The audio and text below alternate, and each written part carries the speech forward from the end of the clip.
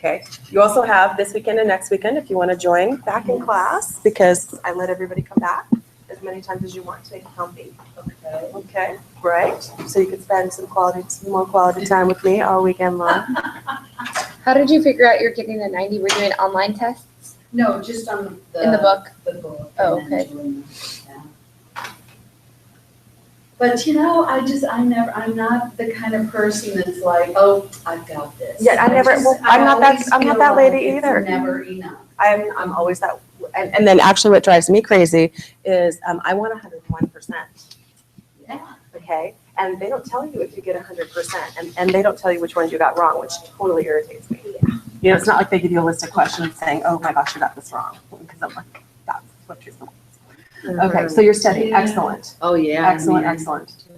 Okay, would you prefer Lori or Laurel? You know, I prefer Lori, Okay, thank you. but everything from the office is Laurel. I don't know. I guess when I filled out my paperwork, Well, it's your legal name. it is my legal name. It's my business license name. Yeah. So, Okay, either one though. Half my family calls me Laurel. okay. The other side of the family calls me Well, we do try and do what people prefer. You know, that's always great. Okay. All right, so what have you done in real estate since I've seen you last? And that was yesterday. Boy, good day. I went in yesterday. I did a CMA for somebody yesterday. Okay, how'd you get the call? How'd you get the Well, it was CMA? my sister and brother-in-law in Anchorage Perfect. that are considering selling their home. So I got that done for them, which So hang on, just when somebody's considering selling, I want you to remember a couple more steps. Yeah. To do higher level real estate. Where are they moving? if they sell, it'll be the valley. If they sell, they're going to move to the valley. And are they going to want to They're very purchase? undecided. Are they going to want to purchase when they move to the valley? Either land or a home. I have all their sheet. Great, Everything that great. they would be looking for. Great. They're very undecided. That's okay. Yeah. But what do we want to make sure that when we have a CMA and we know somebody's moving, we want to make sure that we're talking to them about their move. We're talking to them about the purchase they're going to make. And if they're moving out of state, or even if they don't know, we still want to be talking with them about that. Okay, because I can still get, like, for example, if they were going to be moving out of state, I can still get income on a referral. So we have a licensee whose husband just got transferred out of JBear. Okay, so Melanie. So when she went to Fayetteville, North Carolina, she negotiated a personal referral fee on the purchase of her property. And because she's on the wives page and all these wives are moving there as well, what is she posting now? You know, hey, if you need some help finding a real estate agent, let me know, because she can get a referral fee on all the wives moving to Fayetteville. Okay? Yeah. So Anywhere, right? anywhere in the world where they do real estate with a broker, you guys can get referral fees.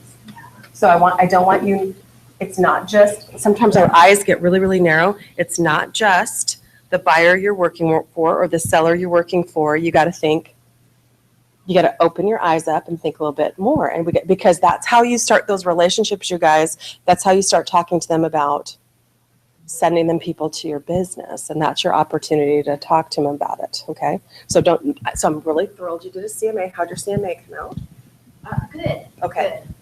Are they happy with their equity She called position? back. Yeah. Great. Okay. And I told them if they actually do take that step to actually listing, then I would spend more time on it. But they were so undecided, I didn't want to Yeah.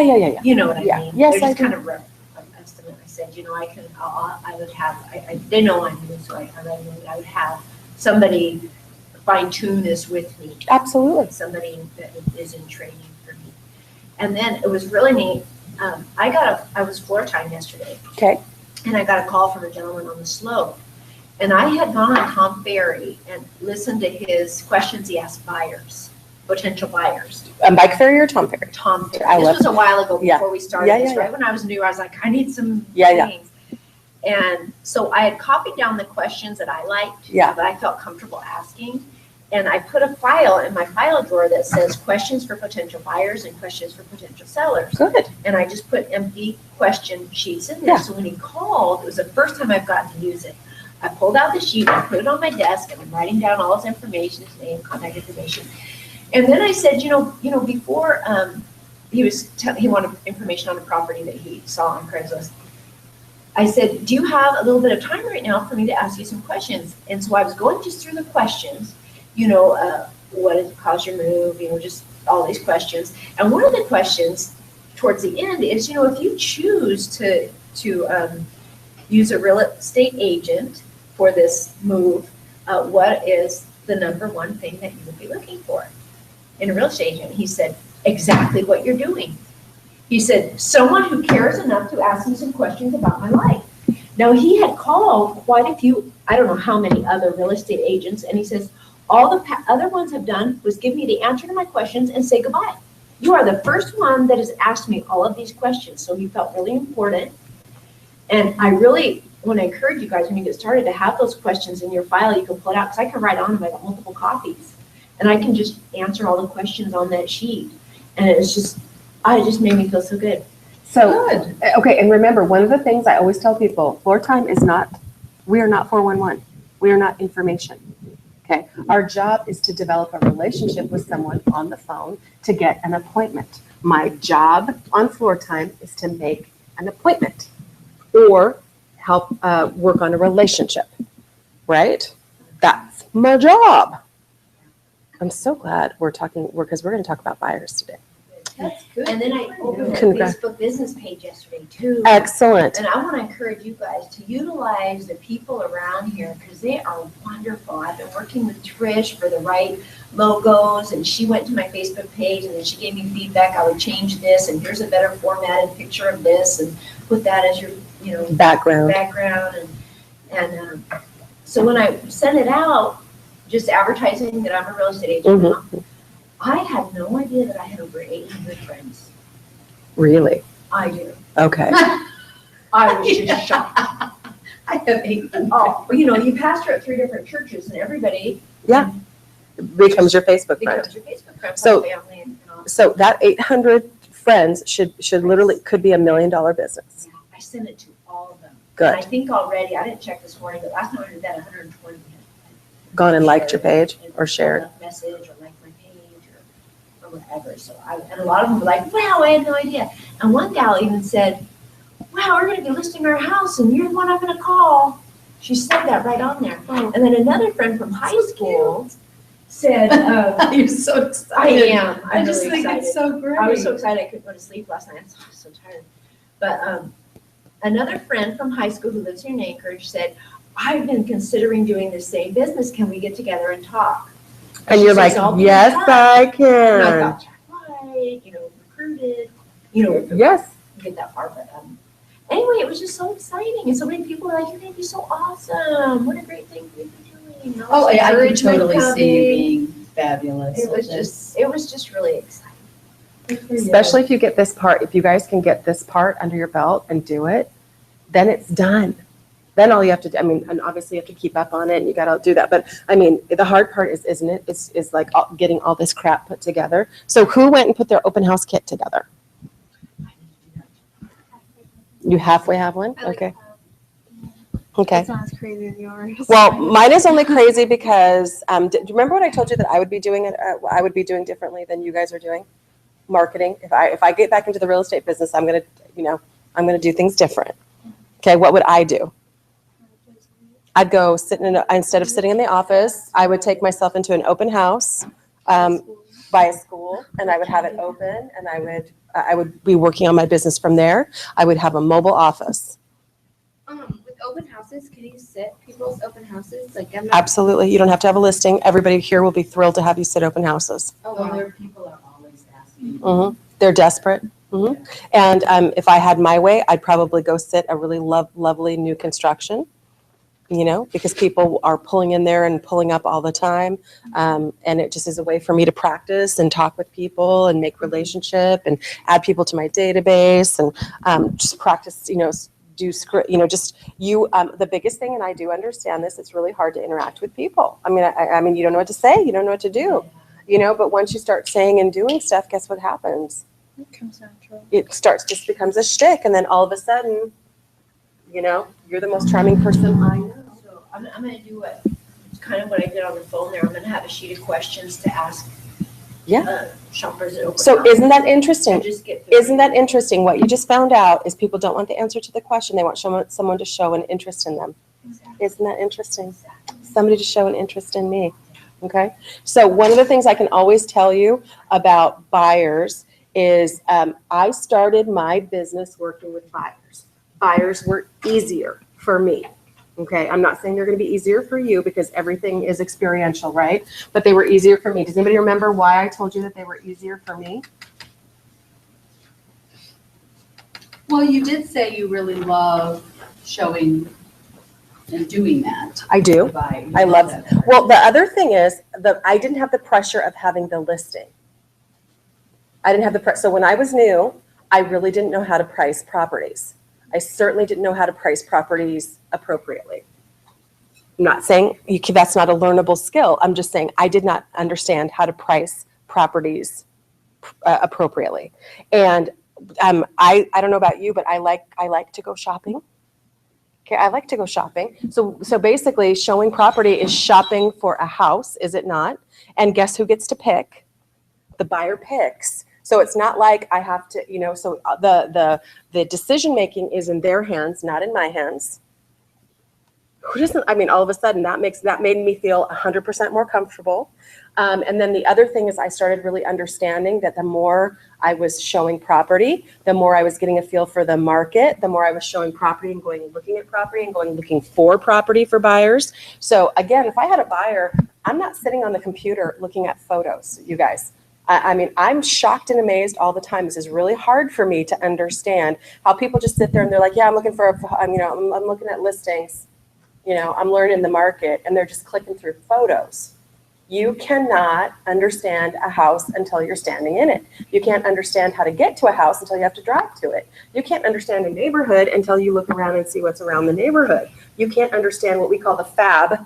Has anybody ever heard me call it the fab? What's the fab, Missy? Oh. Every house has a fab. There you go, features. Okay, let me try. Features, advantages, and benefits. What's the fab? What's the fab of the listing?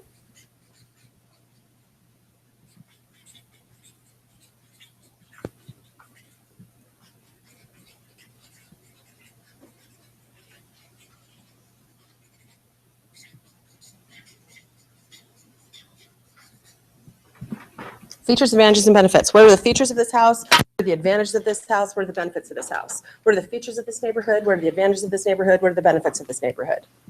Okay. By the way, when I started actually driving around Anchorage, what else did I start to find? Pocket neighborhoods, guys. Pocket neighborhoods. Little neighborhoods that you don't know exist. That when you get over there, you're like, oh. And by the way, there's neighborhoods I've never been in Anchorage. Never. Never. There's places I have never driven through, just personally. I've never driven through Diamond Estates. I've never, there's places that I've just never driven through. There's neighborhoods I've never gotten to. Okay, so does that tell you something for somebody who was, really heavily working with buyers, that there was entire neighborhoods I didn't see? Okay. Plus, I was working with a lot of first-time home buyers. So why do you imagine you might be working with a lot of, if you're younger, like you lovely young ladies, why do I think you're going to be working with a lot of first-time home buyers? Because we can relate to them better. They're similarly situated to you, right? Okay. Laurel, I think you guys over here are going to do a lot of listings. Why? Because I'm going to bet the people in your sphere might already own a home. How about you guys? How many people in your sphere actually own a home? You own your own home. That's really very, very different, isn't it? From most of your peers. Yeah. Yeah. So, if you already own a own home, that's completely different. And you went through the process, so you have a complete and total different picture and understanding of that, right? Mm-hmm. Okay. So once you're showing houses, guess how much easier it becomes to price properties once you're in them. Okay, because somebody else has set a benchmark for you. Does that make sense to you? Somebody else has set a benchmark, and they have, in theory, done a CMA, and they proofed out how much this property should be worth. And then sometimes you're in condos, and you're like, oh my God, this condo is really, I have a lovely lady. So if I were to say Rika Drive, what do you know about Rika Drive? Lots of condos. Lots of condos. Mm-hmm. I worked at the end Yes, of you Rika did. Drive And Yes, I worked in that particular building for Yes. 7 years. yes. And there were, that I can recall, 4 murders on Rika Drive. Oh, my word. Rika Drive is a rough Area. area. So, what's that? But it was really interesting to me. There's some old school condos on Rika Drive that some of them are like 1,300 and 1,400 square feet, and they sell for about $120,000. So why would a 1,300 or 1,400 square foot property sell for that low of a price point? Well, there's 2 reasons. Well, there's 3 reasons. Can I give you the 3 reasons? Okay.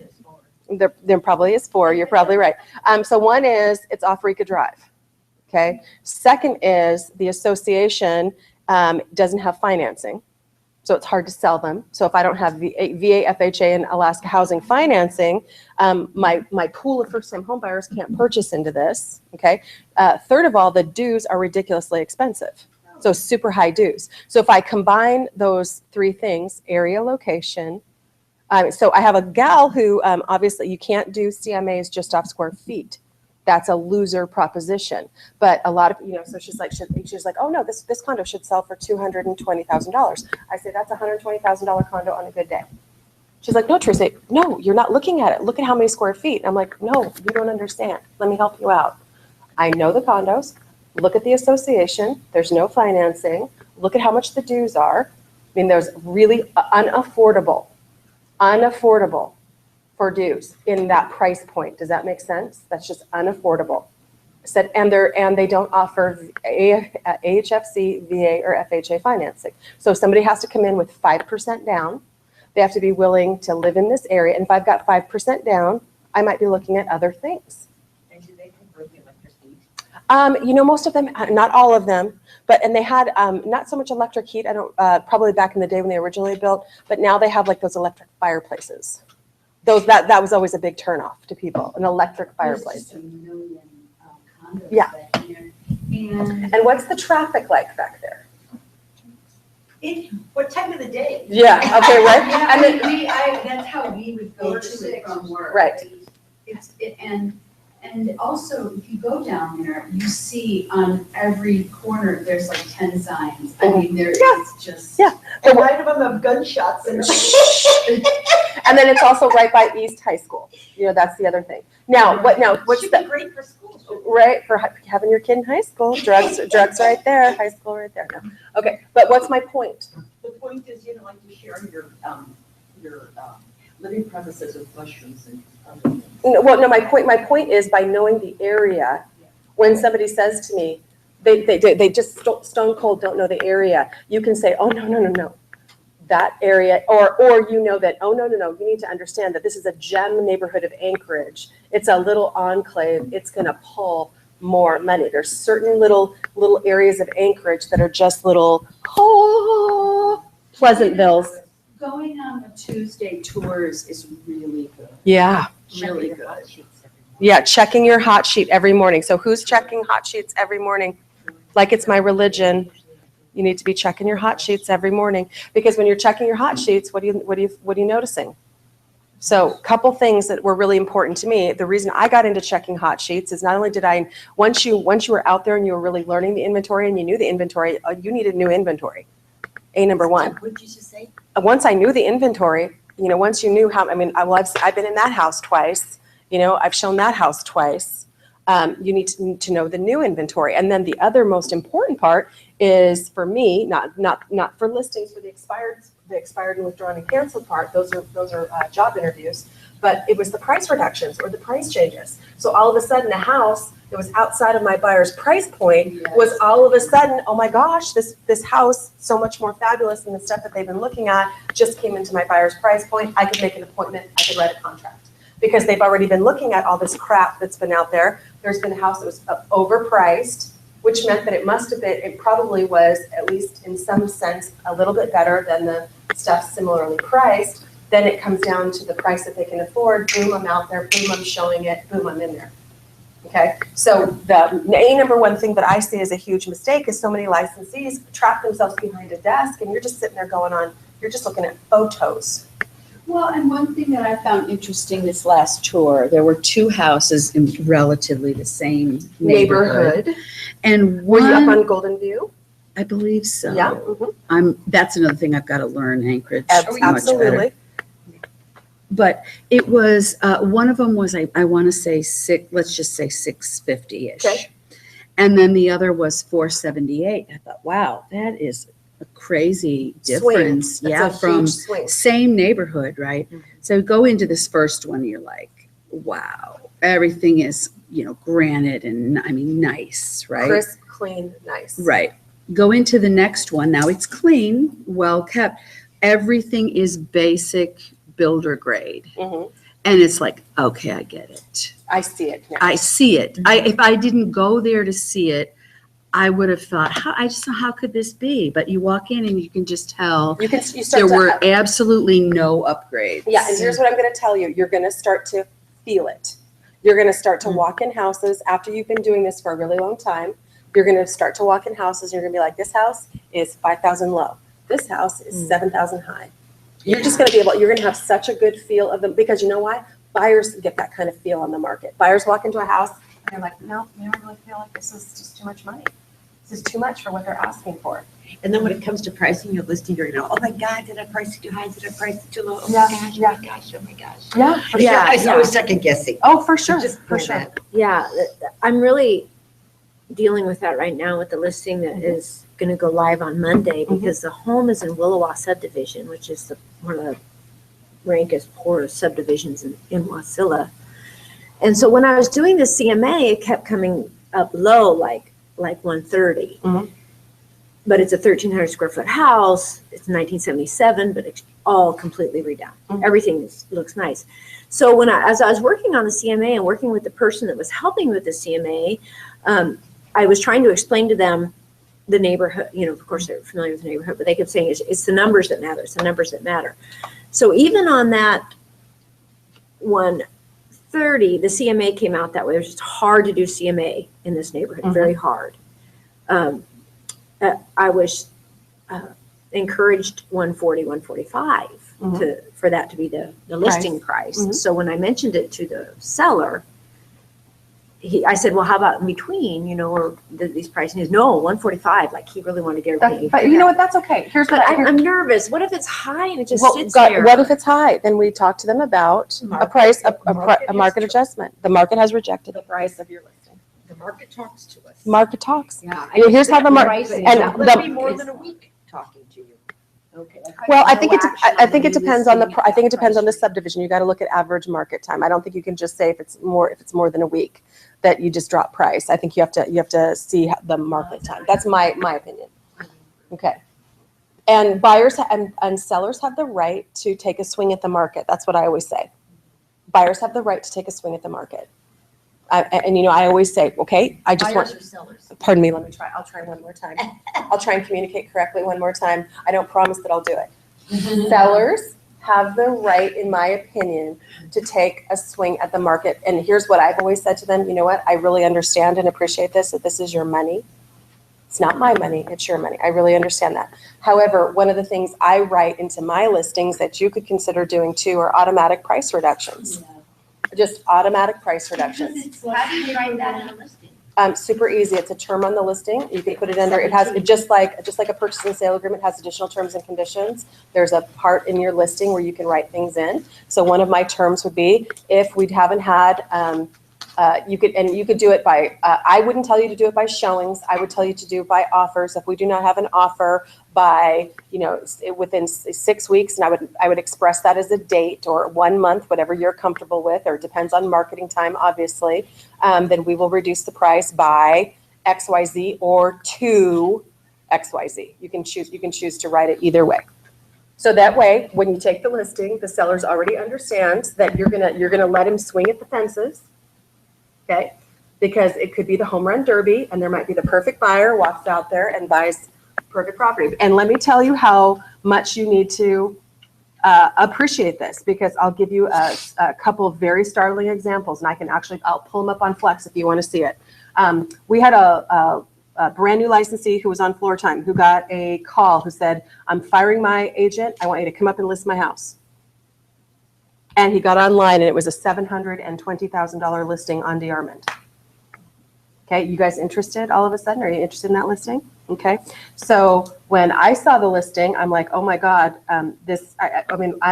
we went through and we looked at every single property that was between $600,000 and $800,000 on the hillside. Okay, because DeArmond, would you all agree, is somewhat on the Anchorage hillside. Okay, so we did a bigger area and we went in, and then because the house was older, we went and also started looking at, okay, here's your competition. So, and I was scared. I was really scared. I'm like, this house is not worth $720,000. I'm just letting you know right now. I think this is a $650,000 listing on a good day. He's like, well, I'm only getting it if it's priced at $720,000. Can I tell you something? 29 days later, somebody wrote a full price offer. We did an office tour. Every single person, every single one of us professionals walked in there and said, overpriced, overpriced, overpriced. It was a very weird house. That was John Wilson. John Wilson's. Very weird house, very strange, but the perfect buyer walked in and wrote a full price offer on it. So what I'm telling you is, They can try. what's the worst thing that can happen? The worst thing that can happen is, but I like to have the conversation on the front end, not the back end. Do you know what I'm saying? And what's the purpose for writing it in there? Is that to save you more paperwork in the Absolutely, absolutely. And that also allows you to forewarn the seller that the market is going to talk to us. If we don't get showings at this price point, if we don't get offers at this price point, then we're not appropriately priced. And if you really have this motivation to sell, or you really have, we have to meet your need to do this, then we're going to have to, if you really want this gone, we're going to have to get aggressive on price. There's only, in my worldview, there's only two things you can do. You can improve the condition of a property, or you can reduce the price of a property in order to move it off your inventory. Those are the only two things I really know how to do. Do you have anything else that you could do? Nope. Okay, I mean, As a matter of fact, if the improving of the property is what's going to happen, and it's going to take more than 30 days, I take the listing off. absolutely, I totally agree with you. Or I wouldn't roll the listing out. I wouldn't be showing, and I think there's nobody in my worldview who probably does it better than Ava Anderson does. When she rolls out of listing, that listing is in. Yeah, she doesn't roll it out until it's. In absolutely, because her idea, she spends so much time, energy, and effort on the staging portion and on getting the, having the listing look so good. That way she can really show that all of that work, and she's got a body of work to prove that her strategy works, because her listings typically penned within the first blah, blah, blah. And that also depends on price They point. end before she can even do an open house. Yeah. So, but what has she learned? It's condition, it's condition, it's condition, it's condition. Price to the condition. Yeah, price to condition. I totally agree to that. Price and condition have to have a beautiful marriage. And she does in the contract, she Yes. writes in the automatic. Price reductions. Because it's just easier to have that conversation up front. Yep. Tell them what Yep. they might be Yep. looking at, Yep. and then also less paperwork. Well, and let me tell you something else I used to do. When I had this magic conversation, for me, there was a couple, I'll tell you some magic conversations I started having. When I started having a magic conversation with a seller, my magic conversation went like this. You and I are going into business together to sell your home. You and I are going into business together to sell your home. So if I had your house listed, Lori, I would tell you that we're now in business together. So I'm in the business of marketing your property. You're in the business of having your house in absolute Martha Stewart condition ready. And it's a full-time job. And in order for us to get your house moved, there's a couple things that I have to just let you know that I'm going to be asking you, and they might be hard for you. But your house has to be in immaculate condition all the time. And if by the way, lots and lots and lots of people don't live in houses that are immaculate. Few people live in houses that are immaculate. Okay, there's a group of people who do, and then there's the rest of us who don't. Okay, so having your house, can you imagine, in show-ready condition every single day, especially when you have children living there, or you've got another life, or you've got dogs and geese and ducks and blah, blah, blah. I mean, having your house look like that every single day is like having a second job. When I want to do open houses, you guys need to leave. When I ask to get a showing appointment, you guys need to leave. If you have dogs, you guys need to put them up. If I'm asking you I'm going to be giving you feedback, and I'm going to need you to immediately address that feedback. including, blah, blah, blah, blah, blah. I got to talk to you about how your house smells and how your house looks and the things that you can do to improve that. I mean, I'm having this conversation. I'm letting you know that we're going into business together. So you're going to be asking me to do some things to market your property, like keeping your flyer box full, doing open house, getting appointments in there, showing the property when I can, making sure the advertising is taken care of, and marketing the property. That's what I'm going to be working on. I'm going to be asking you to do your part, which is having your property in show-ready condition at all times. And this is a full-time job for me, and that's going to be a full-time job for you. Give me the conversation Sure. of your house doesn't smell good. Okay. Hey, I really have to talk to you about something. I want to bring something up to you, but I would not want to hurt your feelings or offend you in any way. Are you willing to have a conversation with me? Yes. Okay. And because you really want this house sold, right? Okay. And it's my job to tell you about obvious objections. And this is probably something that you could, I don't know if you might not know, you might not know, but that you have absolute power and control over. So just I don't want to be offensive in any way, but I can smell your dogs. And I'm a dog lover. Okay. So when I walk into your home, I can smell your pets. And I have a saying that I tell you, if I can smell it, I can't sell it. So I've got some ideas on how we can help minimize the pet odor. Would you like those ideas? Yes. Okay. Do people ever get Sometimes, offensive, upset? sometimes, Yeah. sometimes, sure. How about when I tell somebody you can't smoke in a house? And that's where I came up with you've heard me say this over and over, smokers won't buy other smokers' houses. I said, oh my gosh, I'm so sorry.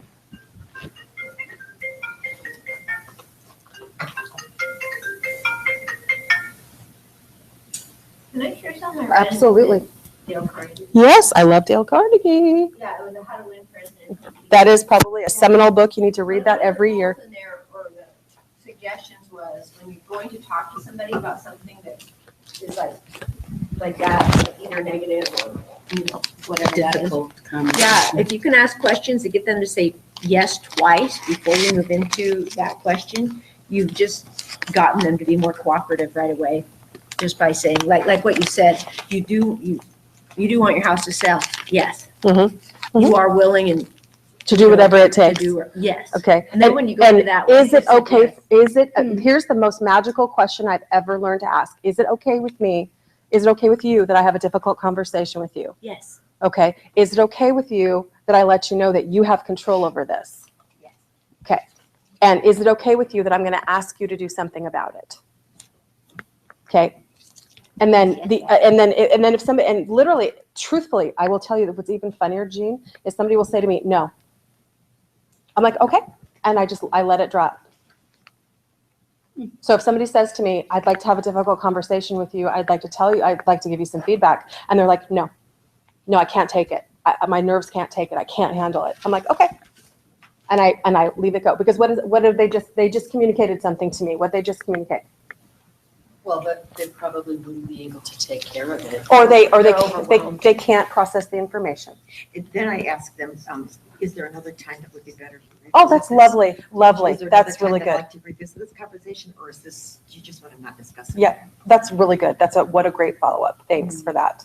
Yeah, can we revisit this? I'm probably gonna have to talk to you about this at some point. And, because either way is okay with me. Yeah, either way is okay with me. I love that. Either way is okay with me. But it's got to go like this. But either way is okay with me. Yeah, there you go. Either way is okay with me. How do you like them apples? Okay, so isn't that good? Mhm. Okay, but you're gonna have to have a lot of difficult conversations. Okay, there's a couple books I can recommend to you. One's called Crucial Conversations. I have it upstairs. It's one of my favorite books of all time.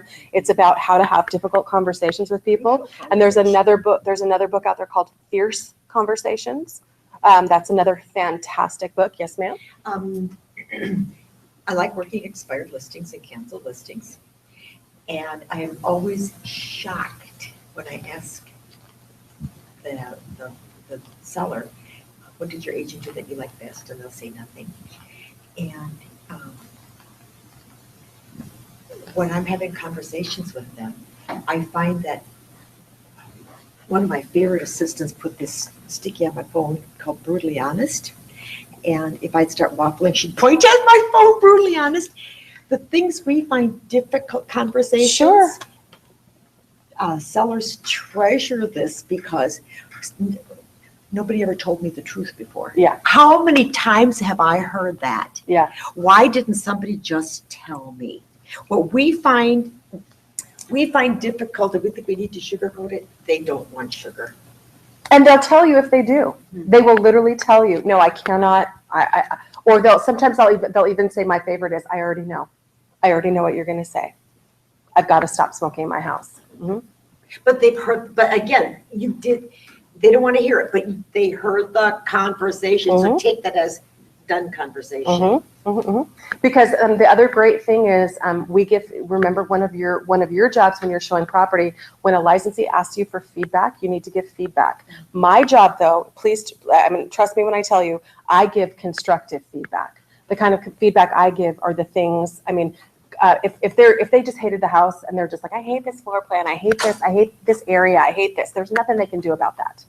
Okay. Yeah. But what I can say is the house just will not work for them. It's just not the right house for them. They're actually not even going to be checked. They're actually looking at a different neighborhood now. Okay. There's nothing about the house because that house would not work for them. However, a different house. Hang on a second. Go ahead. If you're the listing licensee and somebody's giving you that information, don't let them go that easy. Okay. Well, you could. They're obviously working in your price point. So what can I do? Is this where you're list what price? Oh, you could do that. Yeah, you could ask for more feedback, but I'm only going to give you, me, Teresa Block, I'm only going to give you feedback if it's something that the seller could actually do to change my buyer's mind. If it was smell, condition, whatever, if it's something that your seller could actually do something about, I'll tell you. But if it's like they hate the neighborhood, I'm not going to down their neighborhood. I'm just going to say, yeah, because there's nothing because that information would not do anything for your seller. My listing. I call you Yeah. What can I do to bring an offer on my listing? You can't. The property is not right for them. Perfect. Thank you for your honesty. There you go. Feedback. What if this were your listing? What price would you? Oh, there you could do that. Well, that's what I'm telling Yeah. you. Oh, yeah. The price is fine. They don't have a problem with the price. They have a problem. No, I didn't ask you about your people. I asked you about you. If this were your listing. And I would tell you, Terry, Yes. it's not the price on your listing. It's this house doesn't work for my buyer. That's what I'm telling you. My feedback would be to you. That's what I'm telling you. You can do whatever you want. You can ask any question you want, but I'm going to answer. I don't see how beneficial that is Because it wasn't priced. That's the point. And that's what I'm trying to get you to hear me. It wasn't priced. It was like, they're not going to live in that neighborhood. It wouldn't matter what the price was. What if she said to you, they didn't like the neighborhood, what could you do? But that's why I'm asking you. I didn't ask you about your people. This is about communication. Yeah, but I would even tell. Let's go ahead. Yeah, but in theory, I don't, maybe I would tell you, I think the price is fine, or whatever. It would depend, but if it's not, if the house isn't right for recognize the place you're coming from. You're coming from it, getting information for you and for price for you. I don't care about that. I care about moving my buyer onto the property that they want. So the stuff that we're interested in is. It doesn't help me. It might not be priced, Terry. Okay. It might not be priced. It might be if the people tell me it wouldn't. I've walked into houses where people said you couldn't give this to me. Right, but you've looked at all the houses in the. Sure, but it might not be price, is what I'm telling you. Price isn't the only driver. Hang on, if you looked at every home, if you looked at 30 houses Mhm. in that price point. Mhm.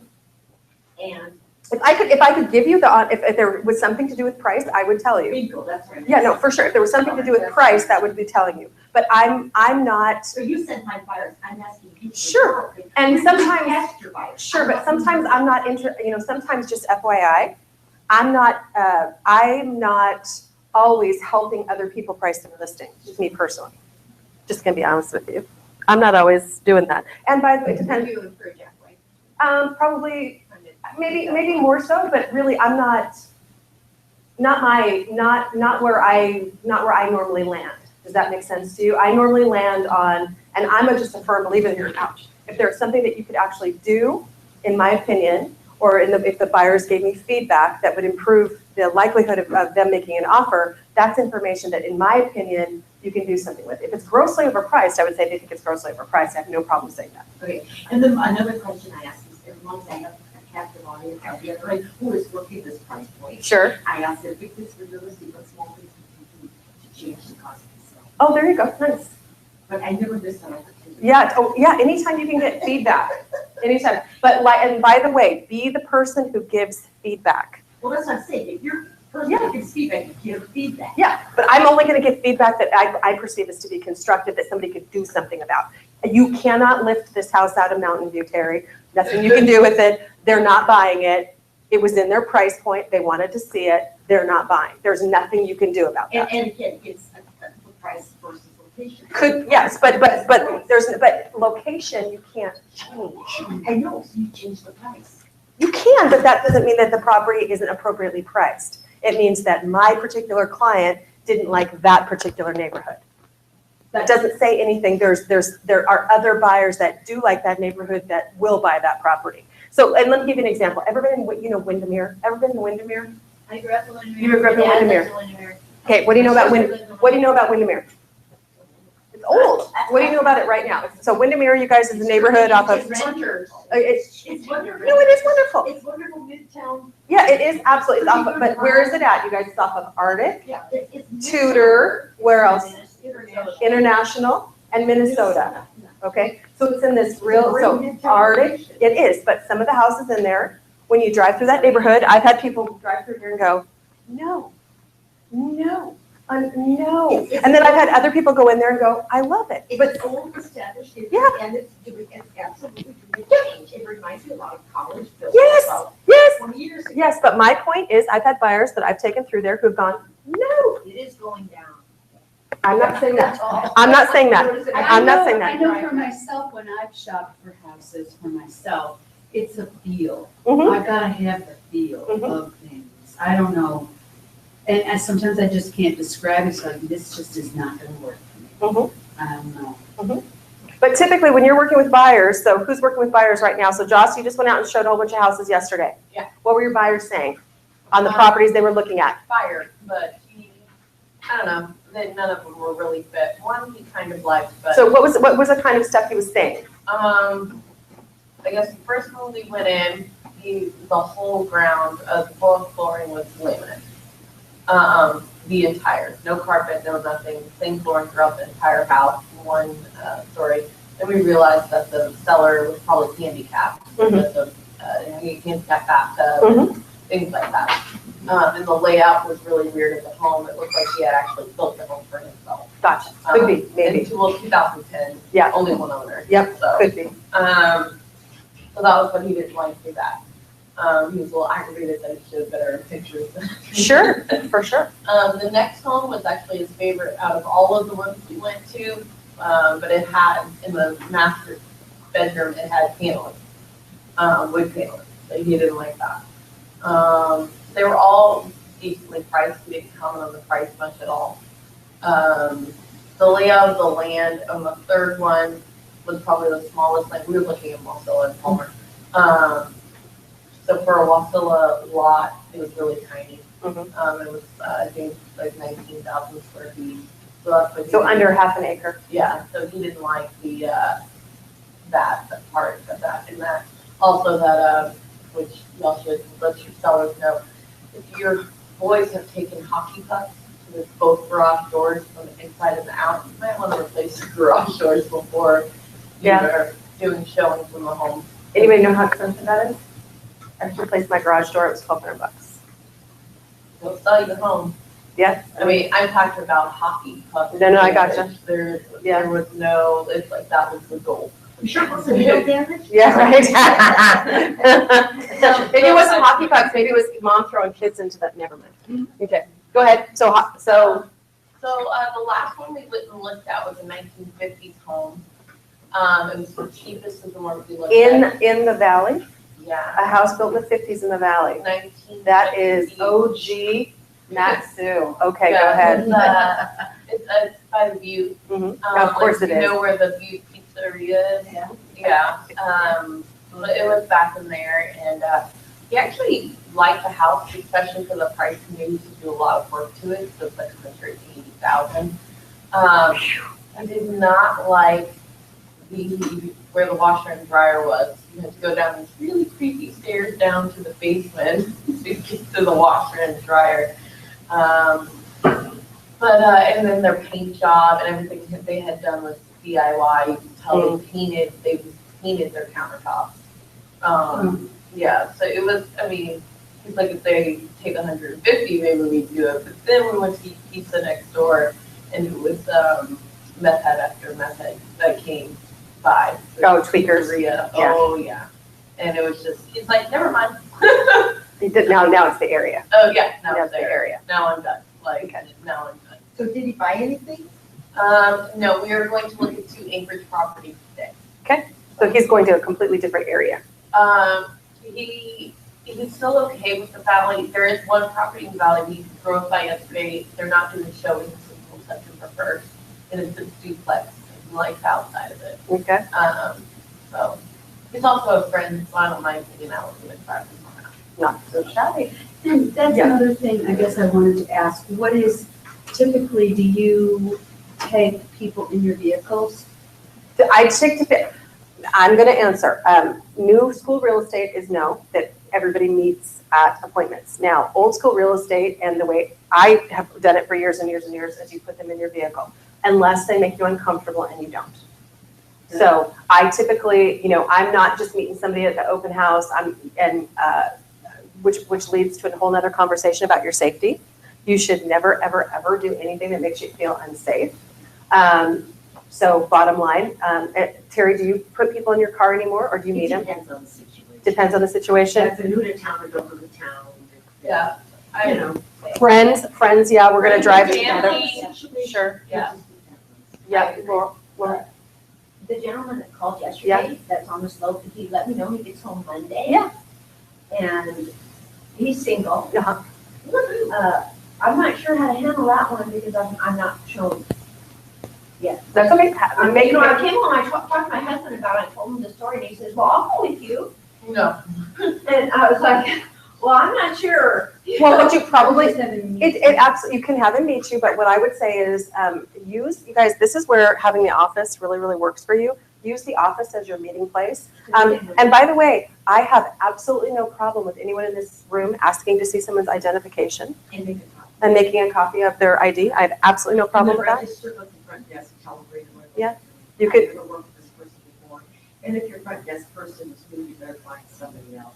Yeah, or come tell me if you need to. Say, That's it. yeah, it's just absolutely. But typically, I would rather have you make it, especially in this situation. You're in a profession. We make an appointment. We meet at the office. If it's my best friend, I'm sticking them in the car. We're looking online. We're going out and we're looking at property. Totally different situation. I think it would be fine to say, it just given the day and age, I'm sure you understand, it's just my personal personal preference that I always meet people at the location. Yeah, you can do that. And here's the thing that I continually hear. At the location. At the house. At the meeting at the house? Me and Yeah, yeah. me. The only thing that I'm going to tell you that you're really going to miss in that is you're going to miss a lot of communication. You're going to miss a lot of getting to know somebody. And remember, sometimes we're getting near. Our windows of working with people, you guys, are getting a lot narrower.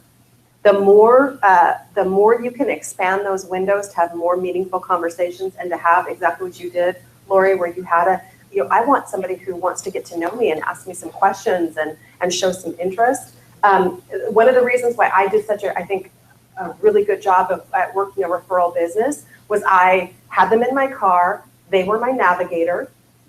Okay? They were my navigator.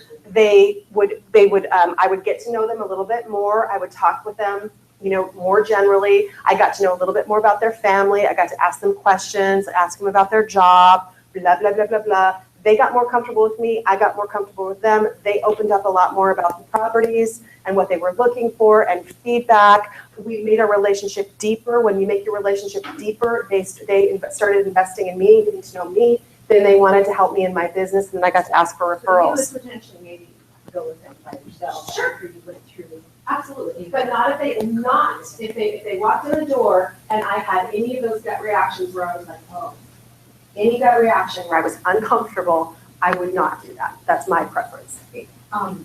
Just use a basic principle of life. If you're gonna fall in love with someone, you gotta spend time. And carry a taser just in case they end up in the back creek. Where do you get a taser? Yeah, there's lots of different places. Let's not talk about that. Because You're if, gonna know your I first thought name. about having something. yeah, no, go, You're gonna know. Go ahead. yeah, do you want to talk to me later about it, about attacking our clients? You attacked your client? Yeah. My kind of girl. I want to hear this conversation. We will. I like it. We need a 10-minute break right now, you guys. I gotta do a couple things. Hear about how you attacked your Yeah, client. right. I gotta do 2 things. I gotta run by you. Huh? I know, I love you. Oh, no. So are you gonna tell us what you attacked? That's good. Huh? Keep those ducks Oh. trees up for me. That's it. She's gonna hate you. She's raised no. It's fine. Yeah. That's why I said, and then I went upstairs and I went, when did I come upstairs? Oh my God, I hate that. And then I went, okay, guys. I wasn't being too kind. I Oh, no, I'm just joking. Joking. It's fine. It's good that you do that because otherwise. Until you. It's fine. No, I'm glad you do that. Yeah. Oh,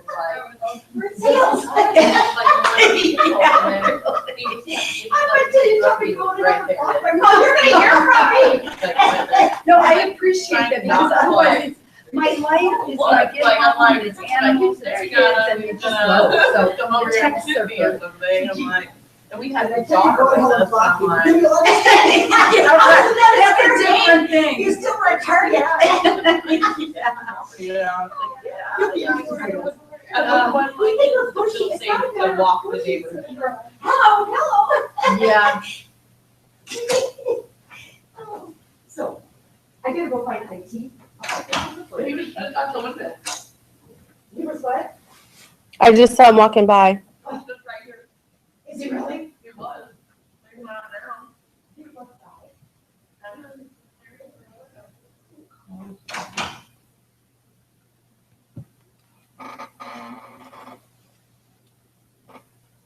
I know, right?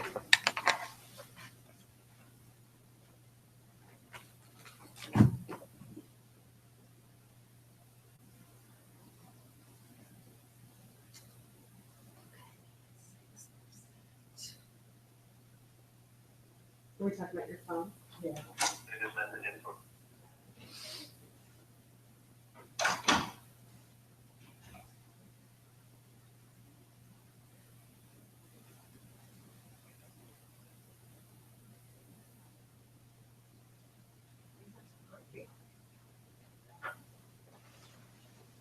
So every Thursday, do you have that at noon, a certain meeting here we had last week? Yes. What is that? It's called the risk management and marketing. Do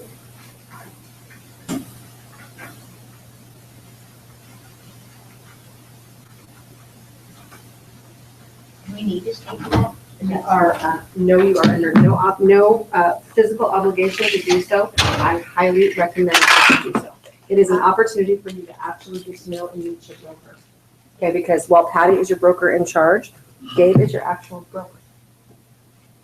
Both have real estate? Oh, we went to that. And if he's not, obviously, you may or may not choose. But we do a lot of risk management, which is really good. I stayed for the last one and it was very good. Was it worthwhile for you? And we feature pizza. I'm just saying.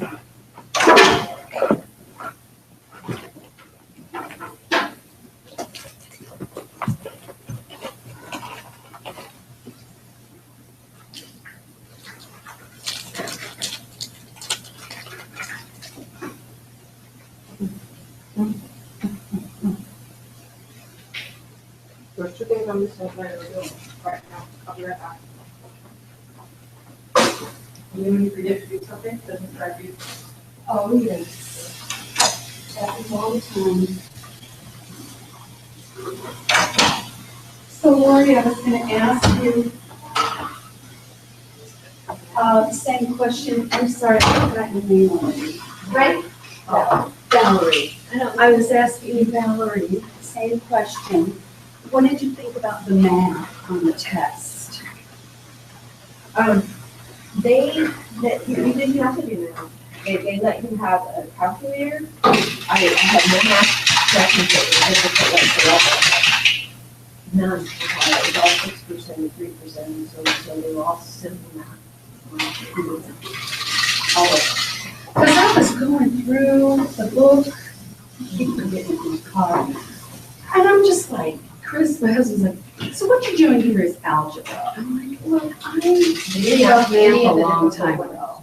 Well, basic math, the basic ones, none of them were tricky. And the basic percentage condition. And isn't this the same test? Like if you were to go tomorrow, is it the same test or is it random? I think there's like 6 different tests. Oh, I okay. think, yeah. Some are a lot of questions, some are just many questions. Really? Like my first time I took mine, I thought an easy one, but I didn't pass it. So I took it a second time and I thought for sure I failed.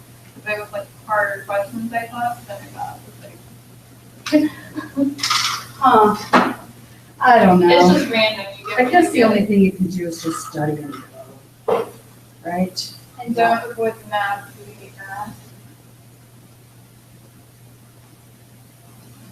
Don't avoid it. Do not avoid, that's what I messed up on. I like hated math, so I like just didn't study it. I was like, oh, it won't break me.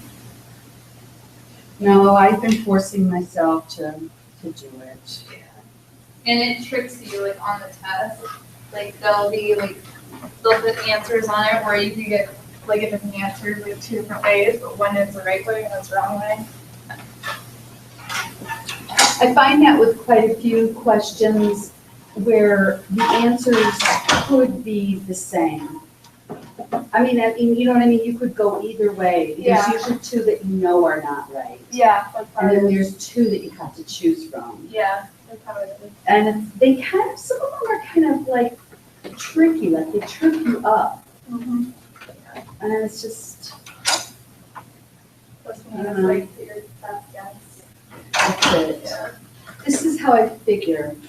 If you know that there's 2 that aren't right, and you have 2 left, you have a 50-50 chance of getting it right. Mm-hmm. And you should go for like, if one's like too easy to do, go for one that would be harder to figure out.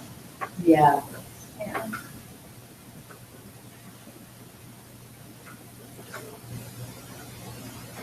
Well, we'll see. Math is like just the worst part for me.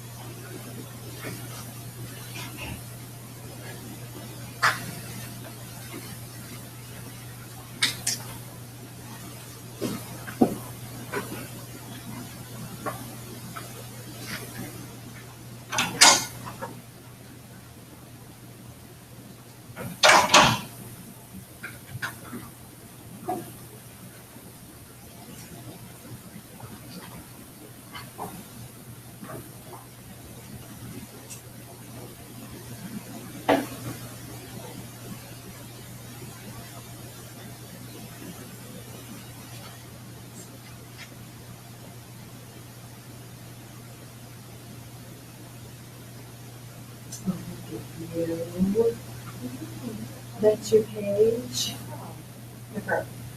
Trish had read sent me something different back there. I thought it changed it back there. She might have said it's maybe different. What's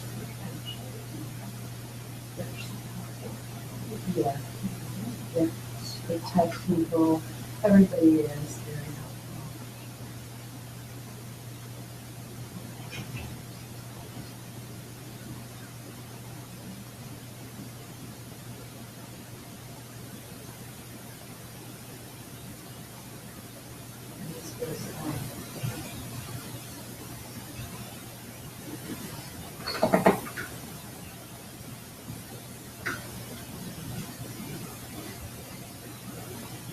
some of her people from the sister that shared the page.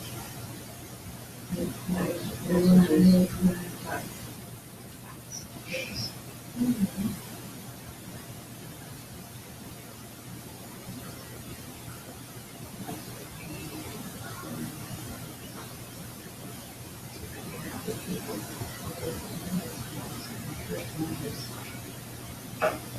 so excited. I'm gonna put our house on.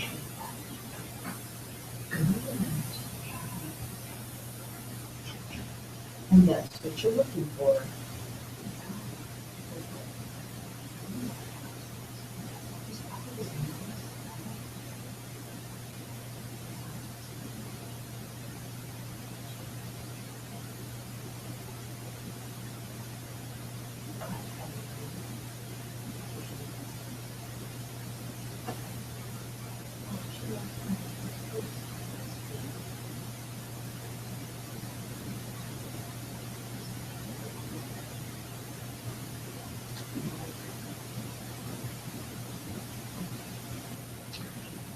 Go down to the picture.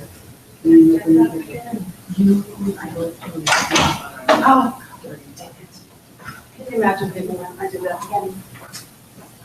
Ever have a day where just things are not happening for you? Today's my day.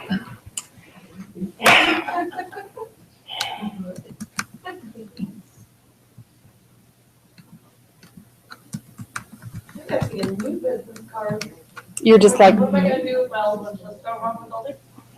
whatever you feel. Have a barn burning.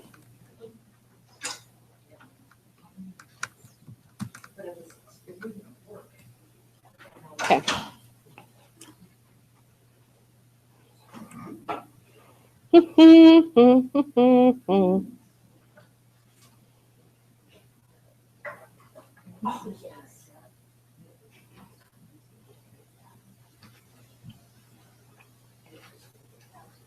So tell me who's working with buyers right now? You are now? Okay. What is your, any struggle that you're having with your buyers? Are you having any struggles with buyers? Just talked to him yesterday, so first time, so no struggle yet. Yeah, oh, you know, I do have a struggle. Yeah. I started out with a buyer. She still wants to buy. I called her yesterday and just touched base with her. She's got kind of a lower price point, same lady. Mm-hmm. She's seen everything right now that's available to her in the area. Seen everything that's available in the market. Anybody been there? Isn't crazy about anything. She's not in a hurry. She doesn't have to buy. She's renting in Palmer right now. Okay, so she has low motivation. Her brother has just about talked her out of even thought. Because? Because he's worried about her finances, having to fix up and be responsible for maintenance on a house, where now as a renter, she's divorced. Mhm. So, Will she consider a condo? no, she definitely, What's her price point? up to 170. Or she wants a home like us. She wants a home. But you can get us in your market area, you can get a home for that price point. Yeah, she's looked at things. Okay. There are some homes there. We looked at everything. Well, here's a really nice thing, and this is always what I would tell you. Your job is to be getting into listings, and if you don't have other clients, and she does, there's a sparkle of a chance that she might want to buy. And she does want to go look at properties. Your job is to get into listings anyway.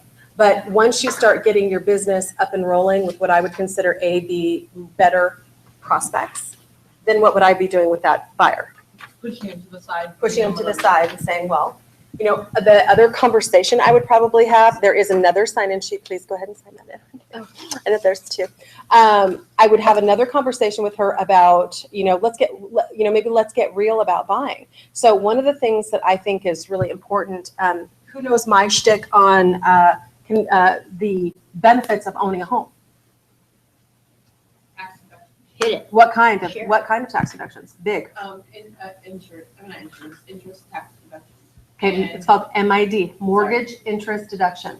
So you're going to be paying, when you pay a landlord's bill, what are you doing for the landlord?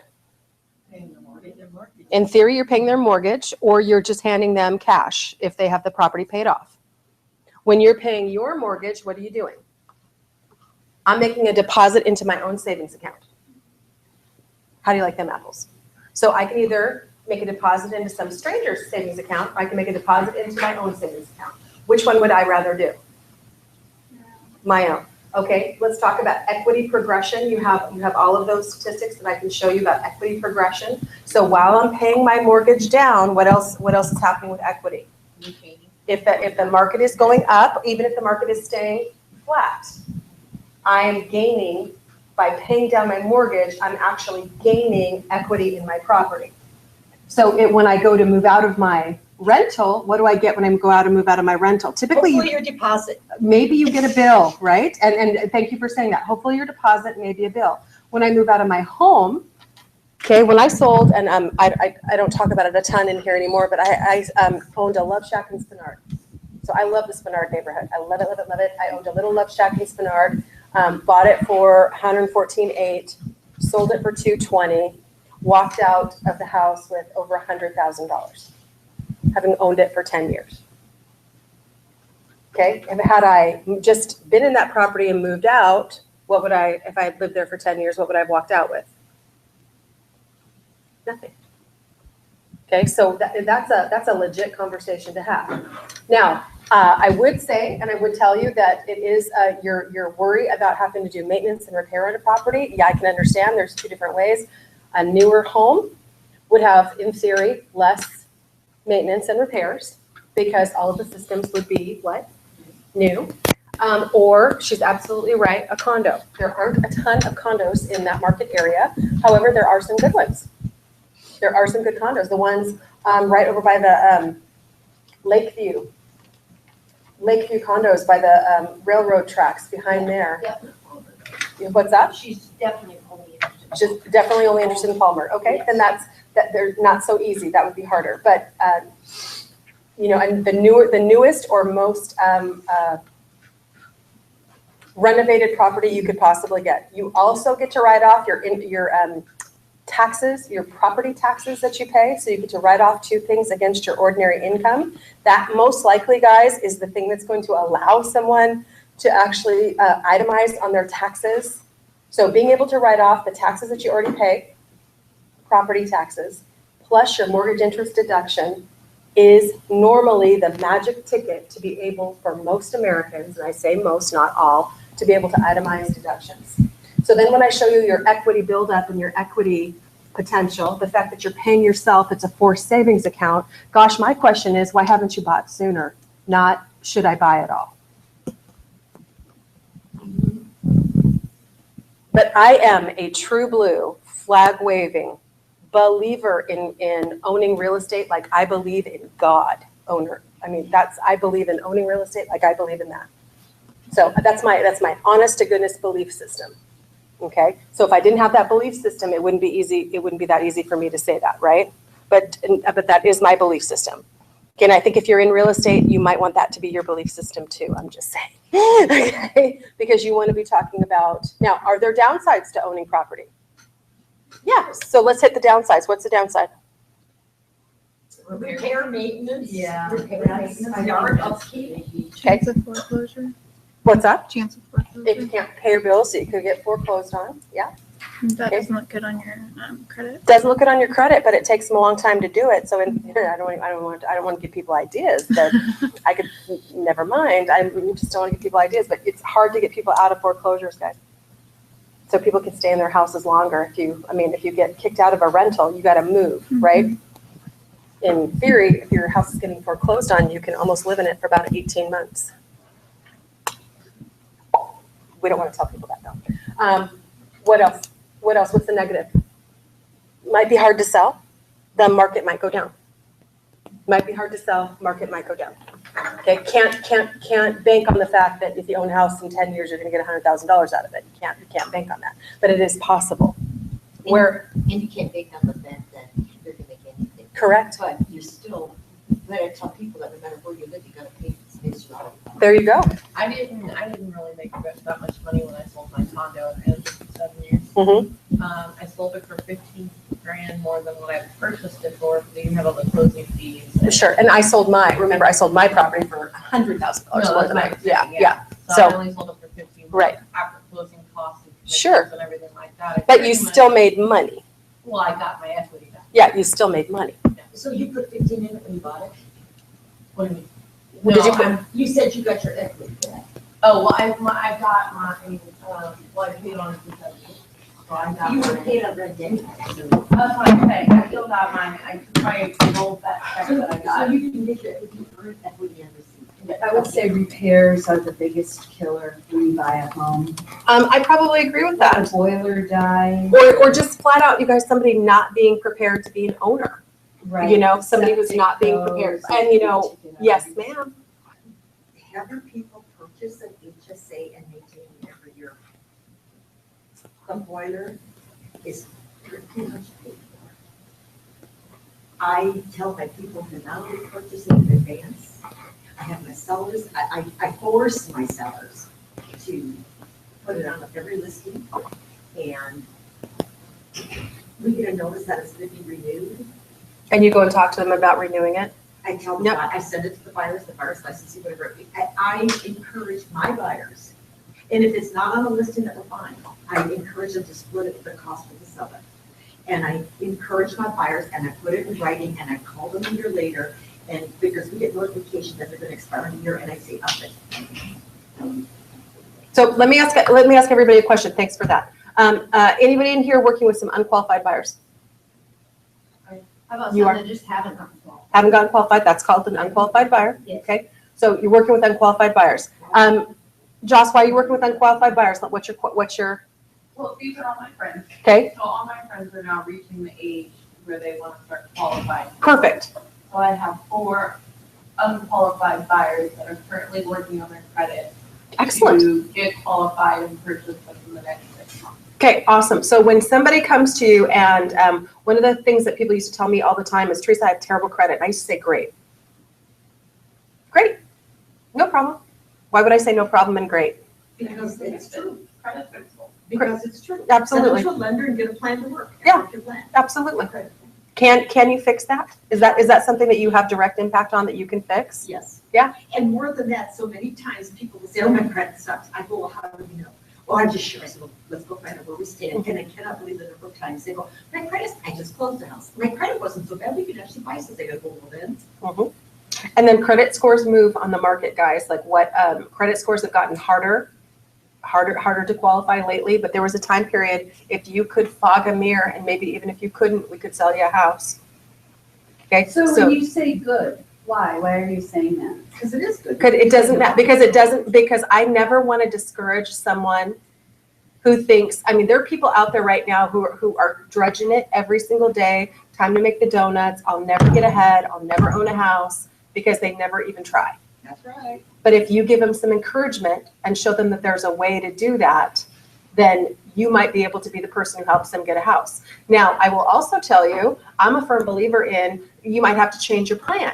You may have to start with a condo, live in a condo for a while, build up your equity, build up your credit, sell the condo, get a house. Maybe I'm not moving into $1 million mansion as my first house. See where I'm at? So sometimes I have to get real with people and say, well, why not, well, we want to have a house. I'm like, well, can you start with a townhouse? Or can you try a condo first? Well, we really don't want to live with people. Okay. Well, what about a smaller home? Okay. Then I also can flip a script and talk to them about, what about, I used to love selling people in duplexes. Why would I want to sell somebody a duplex? Help them pay their mortgage. Helps them pay their mortgage. That's actually what we're going to look at tonight. Excellent. Residential home. Excellent. Okay, now if they can qualify, you see where I'm at? Like I can really start to, no problem. So if you've got bad credit, that's something that we can work on or solve. There are certain things that I can't solve, but that I can solve. So this may be a question for another time, but when you say they can afford it, if you go to buy a duplex and you one side is rented, Mhm. do you have to qualify for the whole thing? That really does like move, we're getting into the lending lane, and that 150% depends on the borrower and the kind of loan they're getting. I see. So that's that's a lender type question, and that's Okay. great that you asked that, but literally for a veteran, they get a 0 down payment, and if I can get the seller to pay the closing costs, See what I'm saying? It's a lot less of an issue. If I'm an owner investor, that's a bigger deal. Income properties are more expensive, but if I'm a first-time home buyer, I can purchase as long as I can afford it. And then you also have to have some proof. Sometimes they have to have some property management experience and or they have to have some reserves. So there is a, so it really, it depends on the buyer. I see. But if I'm a veteran, so I've been going and talking at Alaska Housing first-time homebuyer classes, and I'm talking to them about the role of a real estate licensee, and I ask every single person in there, so do I have any veterans in the room, and what are you guys thinking about buying? And every one of them is like, oh, I'm looking at houses. I'm like, really? I said, I just want to put a thought in your mind. They're like, well, what? I said, if I had an opportunity, if I was a veteran, and I had an opportunity to have a zero down, I would tell you what I would go out and buy first, and then I would tell you what I would go out and buy second. First, I would go out and buy a fourplex, and then I would immediately go and buy a single family home. They're like, what? I'm like, zero down payment, my friend.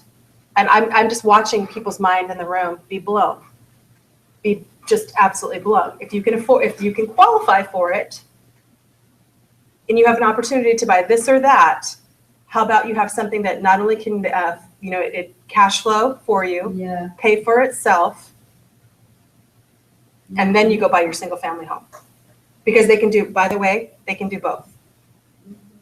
So if I ever get an opportunity to stand in front of young people and say, should you go buy a new car or a condo first? What do I try and get them to buy? Condo. Then go buy, as soon as you close on that condo, then go down to the car dealership and get yourself a new car. Do both. See what I'm trying to get them to do? But make your money work for you. Okay, so let's talk a little bit about pre-qualifying. Everybody, this is my guy. My favorite guy. Oh, this would be a good one. Okay. He's going to talk also about listings, just FYI. Good morning. It is Mike Perry, and welcome to Mike Perry TV over the course of the week of May 13th through 19th. And we're looking again, as we're doing each week for virtually 20 weeks, at the Mike Perry sales system. Now, I have to share something with you.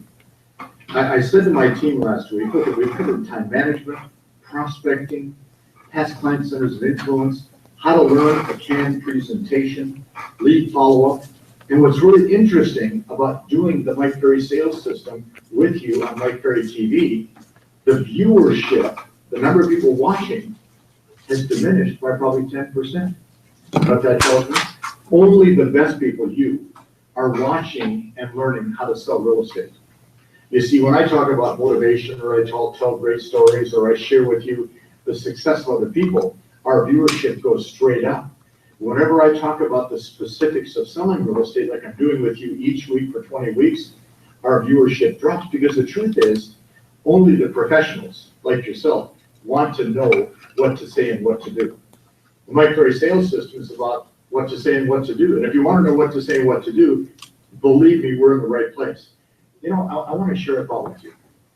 My email address, which is very, very complicated, you're going to like this, mike.perry@mikeperry.com. I receive probably 350 emails a day. Now, granted, 25% of those are what they call spam, kind of stupid advertisements, etc. Probably about 25% are great stories and jokes that friends send me all the time, and some are hysterical. Of the 50% that are left, about half of those emails, somebody wants to share with me their great successes, which I enjoy hearing. And the other 25% are people like yourself that write me a question and say, here's my dilemma, here's my problem, here's what I'm faced with. But the reason I say that to you is because when it comes to learning the Mike Perry sales system, it takes a lot of work. It takes a lot of time. It's not going to be done overnight. It's certainly not easy. But when a person like yourself pays the price to learn the system, great things start to happen. The question, of course, is, are you willing to pay the price? Because 20 weeks out of your life, spending 10 to 15 minutes with me watching these videos is critical to your long-term success if you're willing to spend the time. And if you are, guess what? You're going to win, and win in a big way. Everything about the real estate market today, in May of 2013, says we are in for good times ahead. Every sign, every indicator, every economic report, every government report in the US and Canada says nothing but good times ahead. How about now? You and I are in the right place. Same or not? Let's learn the system So You don't let's think make no? sure that You we think no? keep paying close attention. Today, our I topic don't think. is pre-qualifying. And you and I both know that it's one of the key fundamental parts of any sales process. So let's go through a series of points that I put together for you on pre-qualifying. The first one says, pre-qualifying will always set you apart from the competition because it shows to that buyer or seller that you're a professional. 95% of your competition does not pre-qualify. Can you imagine going to a doctor and saying, here's my problem? The doctor doesn't pre-qualify. You know, it's like walking in and saying, I have a headache. The doctor says, okay, let's do brain surgery. It's never going to happen. You go to an attorney, the whole process is pre-qualifying. The nurse pre-qualifies, the doctor pre-qualifies, the attorney pre-qualifies. The pilot, who's going to fly you from here to there, spends 20, 30 minutes pre-qualifying the plane before they take off. See, the truth is, it sets you apart from your competition. Everybody's looking for the edge. Everybody in real estate, what's my edge? What's my competitive advantage? Can I tell you a great competitive advantage? Being a professional salesperson and pre-qualifying. The second thought I wrote down, when you are pre-qualifying, you look for people that have to sell versus those that want to sell. See, when you're pre-qualifying, the have to means, for example, a need for a bigger home, a smaller home, unfortunately a divorce, financial issues, relocation, growing the family, kids leaving home. See, there has to be a have to attached. If you don't pre-qualify, you go out and you say, so why would you sell your beautiful home? Well, we want to, if we can get our price, if we can make some money. Well, see, I want somebody that's highly motivated. I want somebody that wants to take action. I want somebody that has to do something and they have to do it now. So in pre-qualifying, make sure that you separate yourself from the competition by being professional and then look for the ones that have to do something. And of course, this third point is something that I know as I say it, some of you will accept and some of you will reject. And the third point is spend more time pre-qualifying and less time building a relationship in order to build the quality of your business. The quality. In today's society, everybody's in a hurry. In today's society, everybody's on fast forward. In today's society, everybody wants things done quickly. Listen to me. You walk into a house and you spend your whole time building a relationship when they're trying to figure out if you're the right person to get their home sold. You know, we walk into the house, oh, I love the house and I love the features and I love this and I love that. How does that have to do with selling their home? How does that help you make a valid decision as to what you're going to do to get the home sold? The truth is it doesn't. See, the doctor doesn't walk in and say, wow, I love the outfit you're wearing today. The attorney doesn't say, wow, tell me about what kind of car you drive. Gee, how did you pick that car? See, nobody does that but real estate people. See, building a relationship is an excuse for not knowing how to sell. Because selling is a series of questions that you ask to get information and feedback from your prospect, which gives you the ability to help and guide them in a certain particular situation. So therefore, yes, I want to hopefully like them, and I hope they like me. But what I want is the respect they give me because I'm doing my job by pre-qualifying them properly. I wrote down 2 basic rules to follow in pre-qualifying. Rule number 1, pre-qualify 100% of your prospects, 100% of the time, no exceptions, and use 100% of the pre-qualifying questions. You know and I know you can go right online to MikePerry.com and get all the pre-qualifying questions for a buyer or a seller. But you have to ask them all. But like some of the questions I don't like. I don't care whether you like them. They need to be asked for a reason. I don't always like what the doctor says, but guess what? He's there to assist me in living my life better and longer. So therefore, I don't always like what they say, but we're here to take the advice of those people that are experts, pre-qualified. You're the expert. And rule number 2, if you have staff, and some of you have staff, many times it's easier to have your staff pre-qualify a buyer or seller on the phone than do it yourself, because they don't have any preconceived notions or ideas. They don't have any hang-ups regarding the questions that you're going to ask. Sometimes you can have your staff pre-qualify for you. The next point that I wrote down, and this is so important, pre-qualifying allows you to set standards for those you want to work with, and as clients long-term. Standards, because see, the truth is, you have to have some standards if you want to build your business. Without standards, you technically don't have a business at all. And of course, you're gonna love the next one. Pre-qualifying will allow you to have more energy while you're on the presentation itself. You know, each of us has so much energy to work with each day. And I don't want to burn up the energy sitting in front of a seller or a buyer who could be signing a contract by spending 10, 20, 30, 40 minutes finding out if they really want to buy or sell a house. I want to spend my energy making a dynamic, enthusiastic presentation. We're going to talk about that next week, by the way, the listing presentation. But if you really look at what we've done the last several weeks, everything's been revolving around our ability to get out there energetically, enthusiastically, and present ourselves. Now, I know what some of you are going to say, it's not my style. So what's your style? Boring? What's your style? Depressing? What's your style? Running people off? Convincing them not to sign a contract? You need energy to do your job at the highest level. Pre-qualifying gives you more energy because you have the energy you would have used over there and use it right here. So I wrote down 2 questions that I think you'll enjoy. What happens to agents who do not pre-qualify? Well, first of all, they spend a lot of time frustrated with themselves. You know what I know. You go on a listing presentation, unqualified listing presentation, you're there for 30 minutes, an hour, hour and a half, you leave frustrated without a contract signed. You're saying to yourself, why didn't I ask them if they had to sell? Second, the people who don't qualify take overpriced listings. And they take listings for 30 or 60 days instead of 60 days, 90 days, 120. Third, if you don't pre-qualify, you're reducing the amount of your hourly pay because you're investing time with no return. And fourth, people that don't pre-qualify usually are not going to prospect. You're not going to prospect if you know when you get a lead that it's a lousy lead. But if you know that when you get a lead, you can pre-qualify to see the quality, then of course you'll spend more time prospecting. But what happens to agents that do pre-qualify? Listen carefully. They focus on activities that lead to income. See, you and I, we can't wait to get a good lead because we know it leads to a check, a paycheck, a commission check. B, they're able to choose the clients they want to work with. When you pre-qualify, you make the decision. They're not deciding if they're going to pick you. You're deciding if you're going to pick them. And C, they have less client problems when you pre-qualify. So I wrote down a thought. When you're pre-qualifying and the client's answers are vague and unclear, and that happens, don't be afraid to ask additional questions to determine their motivation. If you can't find out where they're moving to, how soon they have to be there, etc., then you have to either be prepared to ask more questions or wait and say goodbye. Because we don't want to waste your what? Come on, say it. Time. And the last thing I wrote down here, which is so important, I want you to listen carefully. It's okay to lose a prospect or an appointment because of pre-qualifying.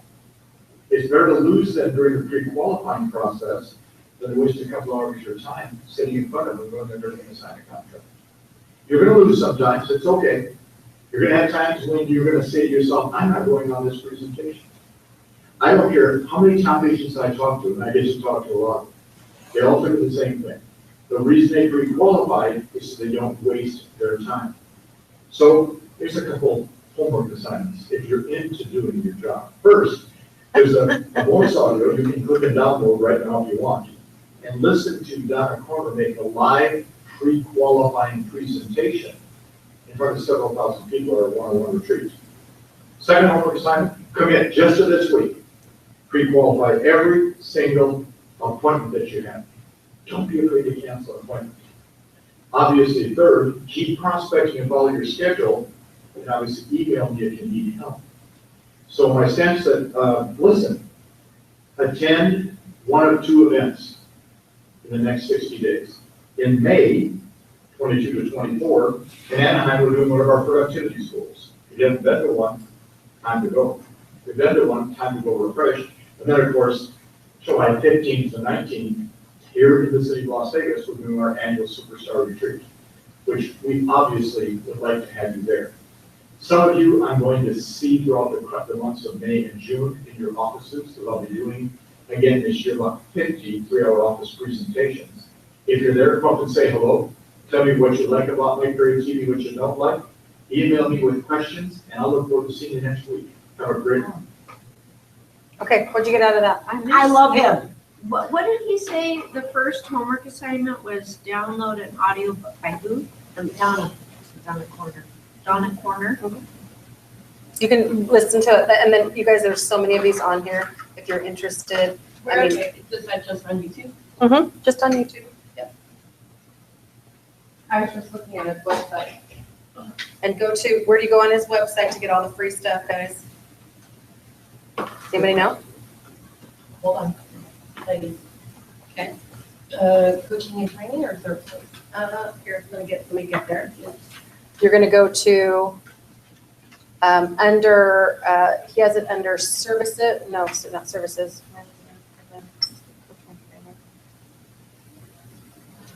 And under product? No, let me go, oh crap, sorry. You can, basically what I do, guys, is I Google like Mike Ferry free downloads. And it'll take you to all of his stuff. So complimentary real estate coaching downloads. So he's got an audio, if you want to create a business audio plan, right here, creating a business plan. He's got a 15-month business plan. He doesn't do 12 months, he likes 15 months. Management plan, daily, I've given you the daily tracking form. The 1 week, I've given you guys the 1 week business plans, right? I gave you the 10 commitments. Do you remember the 10 commitments? Okay, to your equities, your 5 health, prospecting every day, right? I've given you a whole bunch of scripts that he has on here. So he's got all of these different scripts. See all these? Okay. Then he's got, so all of this stuff you guys can download. Okay, I would, if I were you, I would make a little file on your computer. I would download everything so you had it, and then I would start to categorize it into whatever makes sense to you. So if you needed a script, if you wanted an objection, if you wanted to study up on something, you had it. And then his son is Tom Ferry that you went to, and Tom Ferry, I love him as well. Tom Ferry is younger, and he is a lot more probably technologically savvy than Dad is. Can I be real 100% honest with you? Okay. He just had his big fat event that we all could have flown to. Okay. And he is a lot more energetic than Daddy-O is. Would you agree with that? Yes. Okay. I liked him. He also has all kinds of free stuff, you guys. So he's got agent tools here. Okay, all of these resources right here. He's got a video series, and guess what? He has a YouTube channel too. He's got a free real estate plan, a free marketing plan. I like his videos tend to be more real punchy in 3 to 4 minutes. All of them are like Yeah, he likes to do real life. Yeah, he likes to do shorter stuff. Yeah. But that's because licensees have a lot shorter attention span. Is that necessarily good? Depends, right? Okay, so Terry Pisa, you've been in business how many years? How many years have you been in business? 40. Can you show me your buyer's presentation? Do you have one? I don't do buyer's presentations, but I have some. Can you tell me why you don't personally choose to do buyer's presentations? Because I like to work with listings. You prefer to work with listings. Okay. Do you still work with buyers? Yep. Okay. She gave me a grimace. What was your grimace? Past clients I work with. Mm-hmm. But you don't want to work with the unwashed masses. Correct. Okay. Tell me why. Time. Okay. Way better for you to leverage having listings and hiring 1,200 of us to sell your listing than it is for you to work one-on-one with a buyer to have them go get a house. And if a buyer decides to buy for somebody owner or whatever, and I'm gonna spend how much time and I earn the money. Gotcha. It's like, seriously? Yeah. I don't like that. Yeah. So she doesn't like that. Okay. Tell me your experience. Well, with the for sale by owner, I had a guy I worked with for 8 months, family friend, my house, Mm-hmm. and And it hurts. If they're a stranger, it hurts just as bad, Joss, but it does feel like a personal betrayal when it's a friend. right, Yeah. and he even had the audacity after he bought his for sale by owner that refused to work with a licensee on the other side, and made him change his lender, but he wanted this house so much that he's like, hey. So not only did I ruin all the time I had spent, but I ruined all the time Joe had spent because Joe had wrote 5 90% letters. And we actually went in contract 3 times. Is this the guy who bought like the foundation house? Yeah, well, he didn't end up buying it. But Right, yeah, that guy? He was looking for the good deal. Yeah, yeah. Good deal guy. Yeah. And we went in contact 3 different times, one on Curious Property, where we had some easement issues. Oh, that was horrible. Oh, yeah. Clear title. Yeah. So, and then he went with the foreclosure. So this is endless hours. Endless hours. And for how much pay? 0. 0 pay. 0. I got invited to a barbecue at his home for his new home. Thanks. So did you go? No. See, I would have killed him. would you? See, I would have gone. I would have gone. I would have gone. And I would have said, I'm coming, and I expect you to introduce me as the best girl in Exactly. town. And I Exactly. expect, this is what I expect for my time. I mean, you don't screw them. Yeah, I do too. Hey, Terry, I'm with you. He I'm going. I will say he has recommended me Good. to other people. Were they like him or were they good buyers? Oh, well, I'll let you know I'm getting one pre-qualified right now. Because one of the things I have found is if people treat you like that, the friends tend to treat you. They could. So just be careful. They Well, could. he's, Yeah. you know, he But don't be treated. he still works for my stepdad and has for the last 20 years. So I think he's still kind of, willing to butter up to me a little bit. He doesn't want me to like completely. Cut him off. Okay. So John, you're working with buyers every day, aren't you? Pretty much Okay. What do you find out about buyers? What do you? You've been in the business now how long? a little over a year. Okay. What's your production been like? Um, And by the way, I was just talking to people about your very first listing, just Oh. before you got here oh, really? on DRman. On that I magic, know which one it was. on that magic listing. I called it out. Yeah. Overpriced listing, right? Sold for full price, right? Okay, go ahead. So, go ahead. That's cool. I find that working with qualified, but he's absolutely right. Qualified buyers, I don't mind working with. I like working with them because they have to do something. Okay. And if you go out and you show them 20 houses, they will, in the right criteria, They'll I buy. do a client and needs analysis on them, so I try and find out as much about what they want as I can. Okay. I have them rate each house on a scale of 1 to 5. 5 meaning I will buy this today. That's Captain Fernandez's little trick that Tool. really works well. Okay. Okay, did you guys hear that? That really works well. I'd like you to rate the house. Every house I show you, I want you to rate it. 5, I'll buy this today. 4, I'm really serious about this, or this is really close to what I'm looking for. And Okay. probably if we don't find anything better, I'll make On this an one. offer on this. Okay. So the almost house, the almost perfect house. How do you like that? So then if a buyer is rating a house, what does that do for you? Takes the pressure off. Takes the pressure off of you, right? Perfect. They will tell you, yeah, this is a 5. Okay. And that tells me, okay, let's write it up. There you go. So did you hear that? And I had a little shtick that I used to say. I'm not the girl who's going to ever ask you, so out of the 3 houses that I showed you today, which one can you see you and your family moving into? I'm never going to ask you that question. The minute you walk into the house and you want to write an offer on it, you're going to turn to me and say, this is it, let's write it up. So people were like, what? You're not going to ask me that? You're not going to ask me? No, I'm not going to ask you every time we walk in a house whether or not I'm not going to pressure you to make an offer on a house. When you find the house that you love, you're going to turn around and tell me, let's write it up. So let's practice it. Let's write it up. And then, Lori, what would you say to me? Sure. Let's write it up. Let's write write it up. Let's write it up. So I would make them say it. Okay, so I want you to practice with me. Say it with me. Let's write it up. So when you know, Teresa, let's write it up. Perfect. That's what I'm Teresa, doing. let's write it up. Exactly. There you go. That's what I'm looking for. So, and of course, I'm looking to make them laugh and have a little bit of fun, but I'm not the girl who's going to take you to houses and being like, so out of the 5 houses I just showed you today, which one can you see? Now, what is that? That's old real estate. Okay. What's old real estate was trying to force somebody to make a decision after showing them just a couple houses. Okay. Now, another thing that I used to tell people, I don't care how long it takes you to buy a house as long as you buy a house through me. I love that. I don't care how long it takes you to buy a house as long as you buy a house through me.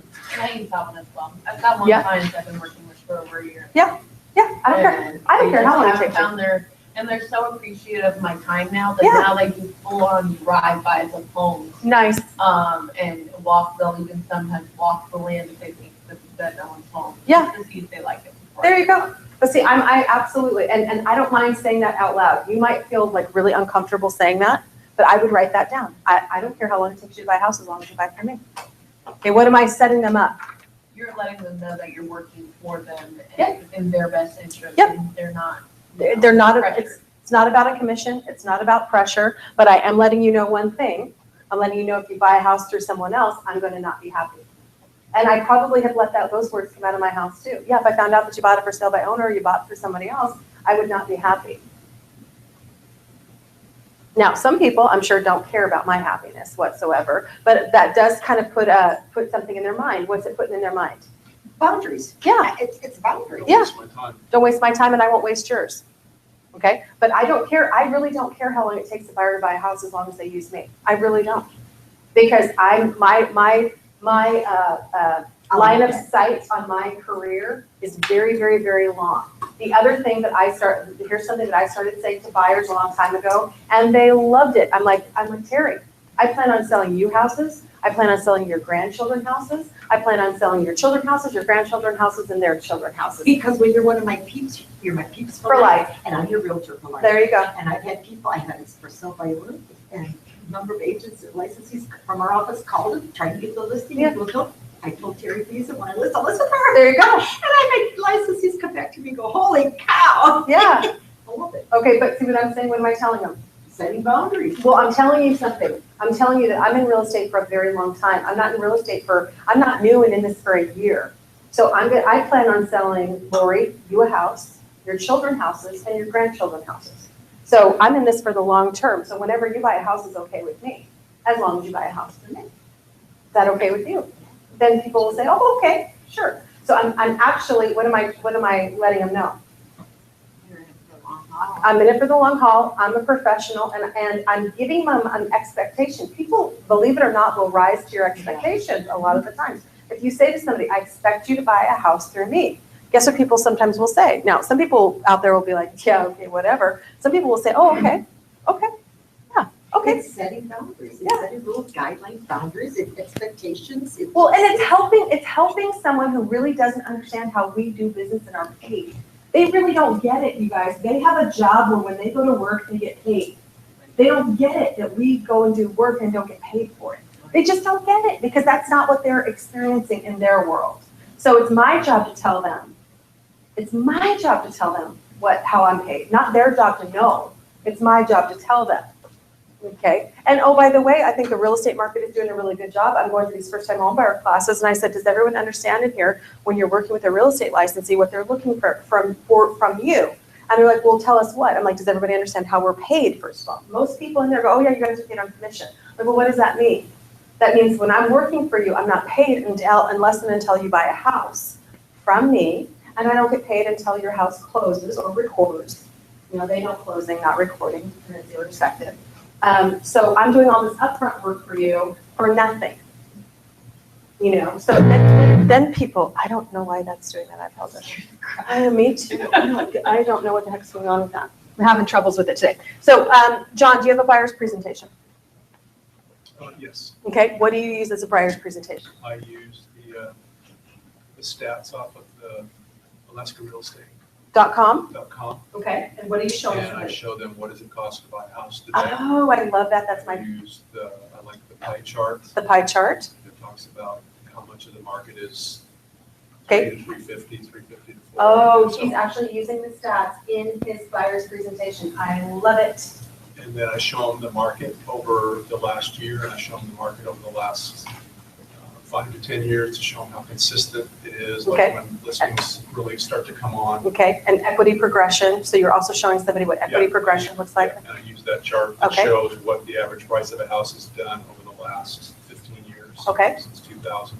And then I do the client, the buyer's needs analysis. Now, where'd you get the buyer's needs analysis? You gave it to me. I gave it to you. Or you showed me where to get it. I haven't Okay. saved it, so I use that. I have it. I'll bring it. I'll bring it. Or I'll email it to you, the buyer's needs analysis. Okay? Go through that. Analysis? That might either be from Ninja or it might be from It's one of these two. Yeah. one of these guys. Doesn't have either's name on it. Okay. I'll pull it. Probably something I have in my back pocket. That's really helpful, and then I tell them I'll set up a search for them, set up a Okay. portal for them. So you set up a portal on MLS. Okay? So you're able to do that. Yep. Okay. And then we usually pin down a time where we're gonna start looking at houses. Okay. Find out what the best times for them to look are, and then Start, set a date. start looking at houses. Okay, excellent. All right, Joss, do you have a buyer's presentation? Can I ask a question first? John, do you tell them that you wanted to drive by the listings before you show it to them? Start. I don't tell them that. Sometimes they just go and do it.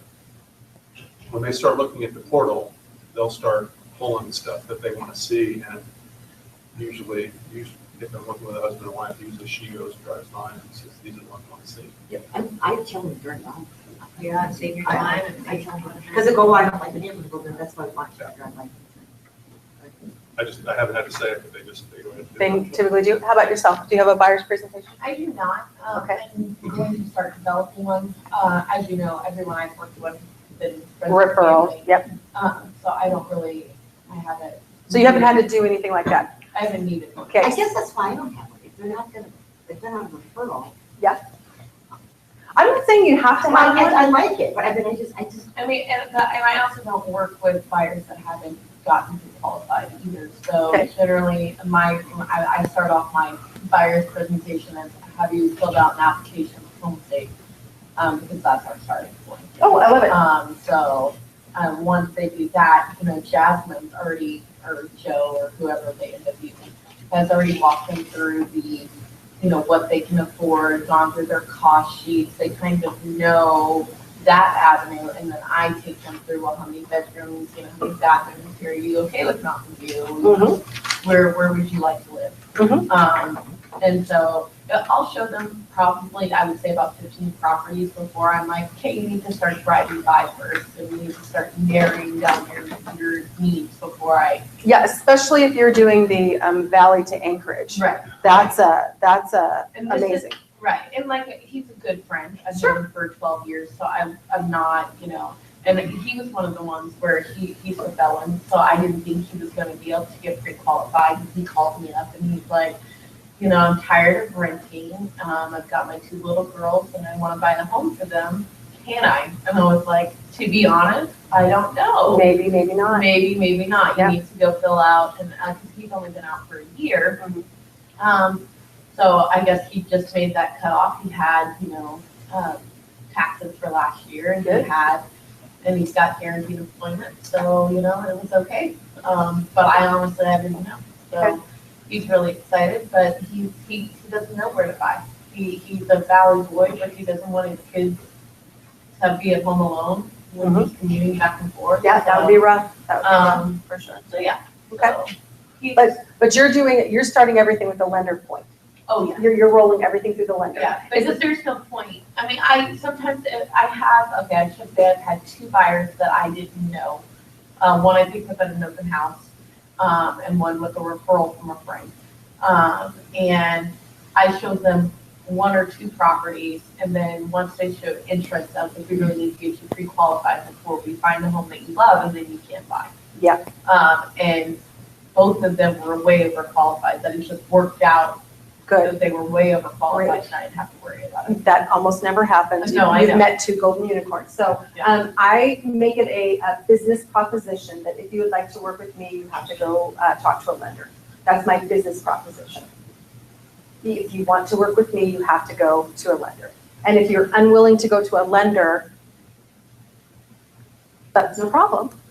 Okay, I'm just not going to be showing you houses. And I'm happy to set you up on portals, and you can stare at MLS all day long and twice on Sunday. That's absolutely okay. But I'm not going to actually put you in my car or meet you at a listing. Well, yeah, because I mean, You like don't- for you this don't know what to guy, look for. right, for this guy in particular, he can go up to 250 for a duplex, he can go up to 220 for a residential home, or he can go up to 170 for a condo. But With this a is- certain amount of dues. with a certain amount of dues.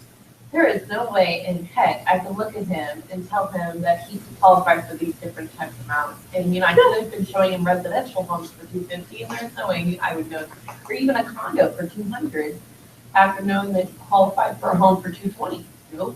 Yeah. So, so I think having a good relationship with the lender, and I will make my lender do so many different cost sheets, it's unbelievable. And as long as they're willing.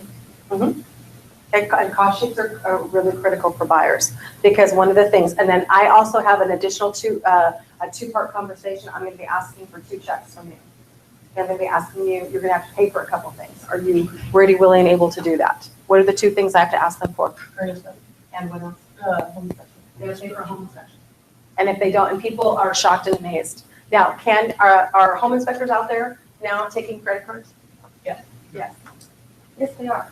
By the way, it was a cash business before, guys. They wouldn't take it. They had to come with their checkbook or they come with cash. I think they feel like credit cards are more reliable than checkbooks. Yeah. But I mean, really interesting. Back in the day, they actually had to have money in order to get a home inspection. Credit, they couldn't take a credit card. Okay, period. So I think that's something really unique. So if you are going to put together a buyer's presentation, I want to help you do it, and it doesn't have to be elaborate. Okay, it can be really, really simple. All right. One thing that I thought was good about Mike Ferry's, he keeps bringing this up. You know, your lawyer wouldn't do this, your doctor wouldn't do this. And to start to look at yourself, not maybe, okay, at that level, No, but at that level. still At that level. professional. Yeah. Because I mean, if I go to a lawyer and she says, you know, this is how we're gonna do this, and I don't want you to do this anymore, and when you do this, you have to do this. I mean, she's the expert. Right. I'm doing what she tells me. I hired her, and by the way, your clients will get in line. Your clients will get in line. Can I absolutely shock and amaze you? Okay. When I sold full time, you get some momentum behind you, and you get a client load. And I started recognizing that I could only work with so many buyers and so many sellers at the same time. Otherwise, I was going personally batty. Okay. So I could work with between 5 and 7 buyers, and I could have between 5 and 7 listings at any one given point in time. Okay, and meaning you guys that some of these, you have to recognize that at every different point of the way, you have buyers coming into your pipeline and you have buyers going out of your pipeline, right? You're closing.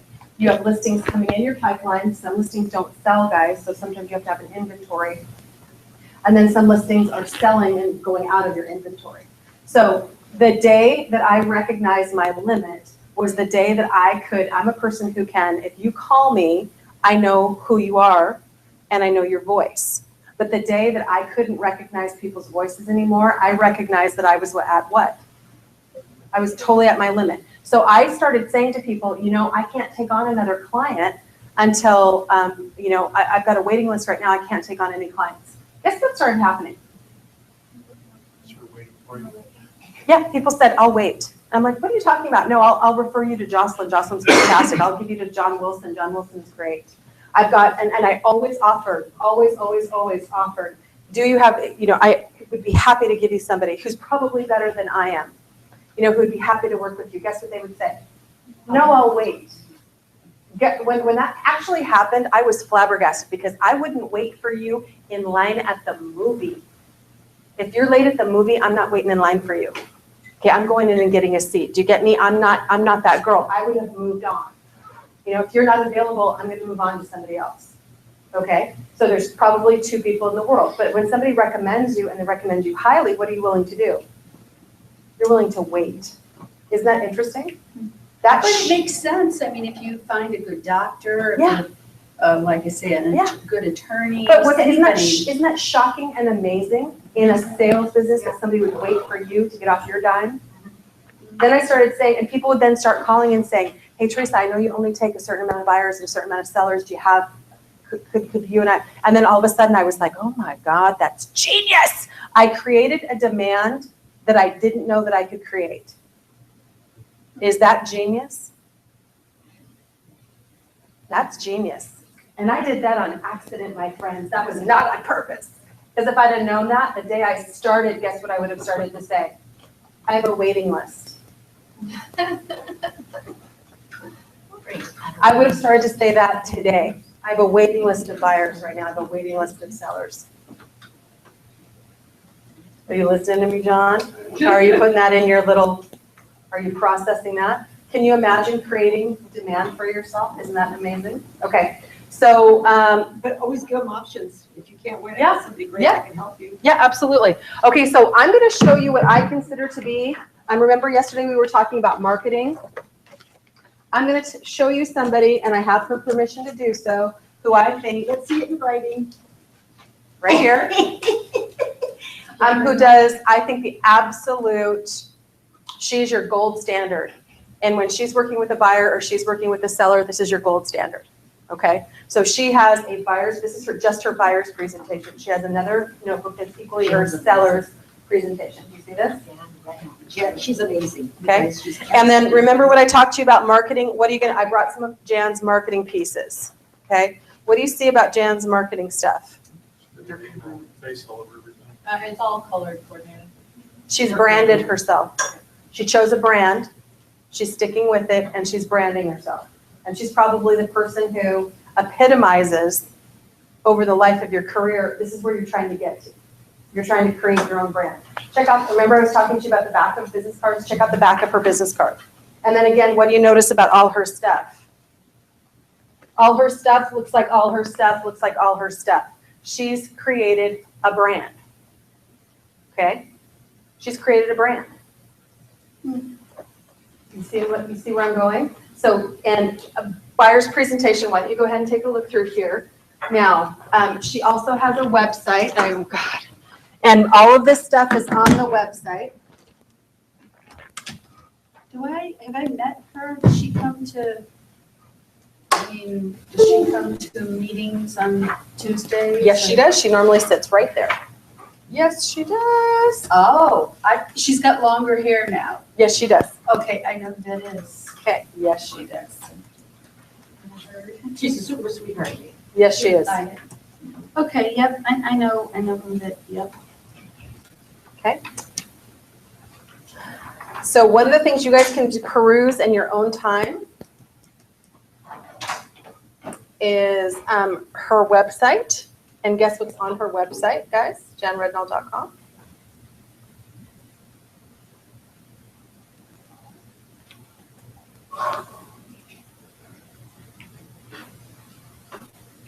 Same. All of this stuff that's in there is right in there. How do you like them apples? And her seller's presentation is right here. FYI, she's personally hand typed all of this stuff. Okay. So one of the things I can tell you is it could be at least something that you'll look at, and maybe you decide. Now, am I telling every single one of you that you want to get that elaborate? No. Am I telling you might want to put something together, and this might be just like, this might just give you ideas? Would that maybe be something great? And what do you think? Why do you think she's done this? What do you think the purpose is that she's done this? Because she's your competition, guys. She's your competition. She's decided to set herself elite and apart and have these things. And once she's done them, guess what? They're done. Now I have a buyer's presentation. So I believe it costs her a significant amount of money to print these books. I want to say it's probably like $50 or more. She prints those and gives those. Now, what I've told her to buyers, and she has another one for sellers that I can bring in. It's equally as impressive. Now, what I've suggested she start doing is ask a buyer if they'll read it or if they want it. Because I happen to know right now that some people don't want it. Like if you told me right now, if I showed that to some buyers, guess what I know? They're not going to read it. They don't want it. So don't frustrate a buyer with something that they don't want is my point, but have it available if they do. Also for the super techie people, guess what she did? She loaded it all online. So that way, if you didn't want it, but you still wanted the information, guess what you could do? You could go online and look at it, okay?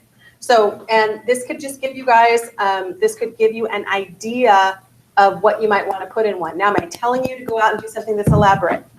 No, I am not, okay? So what could I start to do? Well, let me see what I have. What do I have available to me that's just upstairs?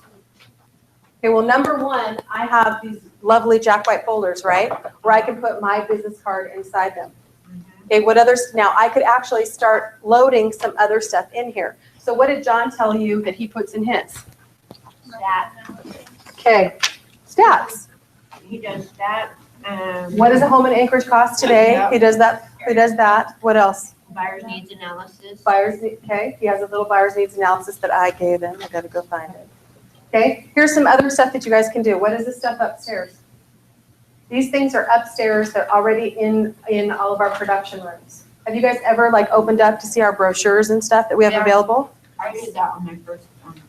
So your home finding needs come first. Guess what I could do? Your home finding needs come first. All of these things are all over the place. These are free to you. It doesn't take you anything, but what can I go do? I can go put these right in here. And tell them you don't care how long it takes you to buy a home, so look at your needs and make sure that they understand that. Yep. You can sell every home in. I can sell every home in Anchorage. Guess what else is upstairs that I can just grab, you guys, right?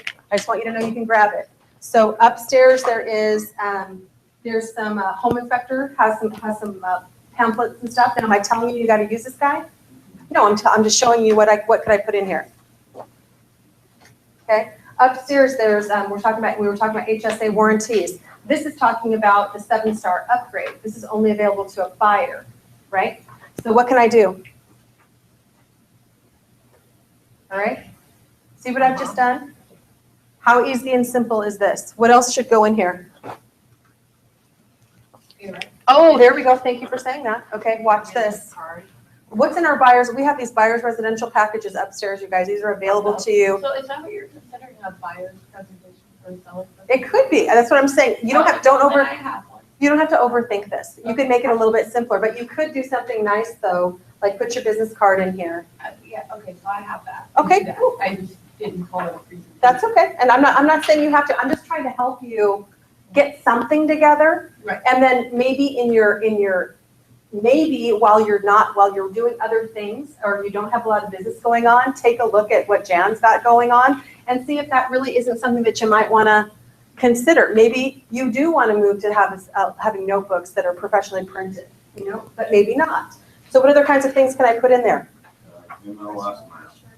Oh my God, an MLS map. Thank you so much. I love that you said that. What do you mean, what's an MLS map? I showed those to you. It shows you The areas. the areas. Where do you- Come on.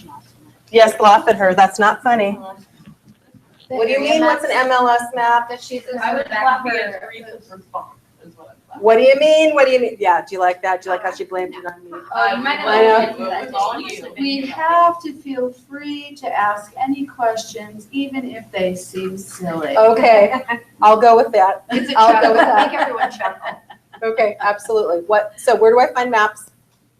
Where do I find maps? Find them right over here, guys. Where were you? Oh, okay. Links. AKMLS maps. 6.78 megabyte file that downloads very quickly. So my market area is Anchorage, so I'm going to do map number 2. Your market area is the Mat-Su-Borough. So I've got to dig to find that map because I don't know it that well. I certainly don't know what number it is. And I'm certainly not printing them off. I don't know if That it map. exists. I don't know if it exists. Yes, it does. So this is the Anchorage map. Why would I print Right. them off this? This shows them the MLS areas, right? Okay. Okay, then I'm going to come down here. And I'm going to show them the Mat-Su right Is here. there any more in-depth MLS classes that get taught than the 2 that you take when you first Oh, start? yeah. Mhm. What Yeah. did you ask? MLS, yeah, go over to MLS. They've got some Just great go stuff. over there and they have a whole list of stuff. you can And then take. most of it is online, you guys. I don't know, I mean, FYI. Go to your help, go to your help, video tutorials. Oh, that's what I need. Thank you. You're welcome. Well, I've only ever used it for the brokerage. Not a problem. But I mean, CMS, besides the basic not a problem. contract management, I don't really. no, but look, you guys, look at what you can. Areas? Hello. The same building as mine. What's that? Market area? Yeah. Sweet, so that's under health and then video tutorials? Well, I know what I'm doing late at night, but figure it out. See what I'm saying? Anytime you can, one of the smartest things you can invest your time in if you're not doing anything is to get on here and learn all the quirky little There's things so much. that I know about MLS. I want you to be able to, now to be 100% honest with you, I have a really good working knowledge of MLS. There are licensees in this building, Kathy Johnson is one of them, who can make MLS turn tricks, twirl, spin, jump up, and bite you in the face, okay? She knows how to do things on MLS that I don't know how to do. But she's on the MLS board, and what does she also do? She spends time learning her MLS program. And when she doesn't know how to do something, what does she try and do? MLS. Okay, she tries to figure out how to do it. Okay, so you've got introduction, launch, app map overlays, dashboard, getting help, flex MLS menu, adding a listing, changing listings, contacts, hot sheet, searching, search results screen, profiles, views, mobile, portal preferences, customer portals, map searching, automatic emails, flex for iPhone. If you have an Can I iPhone. see a hot sheet? Well, that's a video tutorial of it. Yeah. Oh, could you show me what that?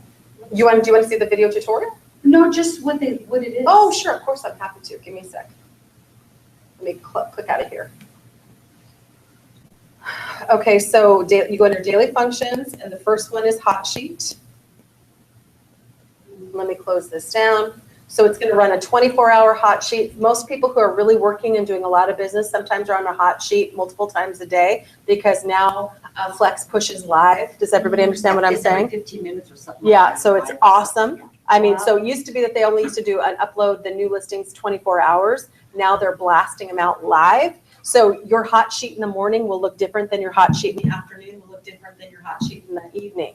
Okay, so when you really start cooking with gas on both burners, you guys, you're going to be looking at the hot sheet multiple times a day.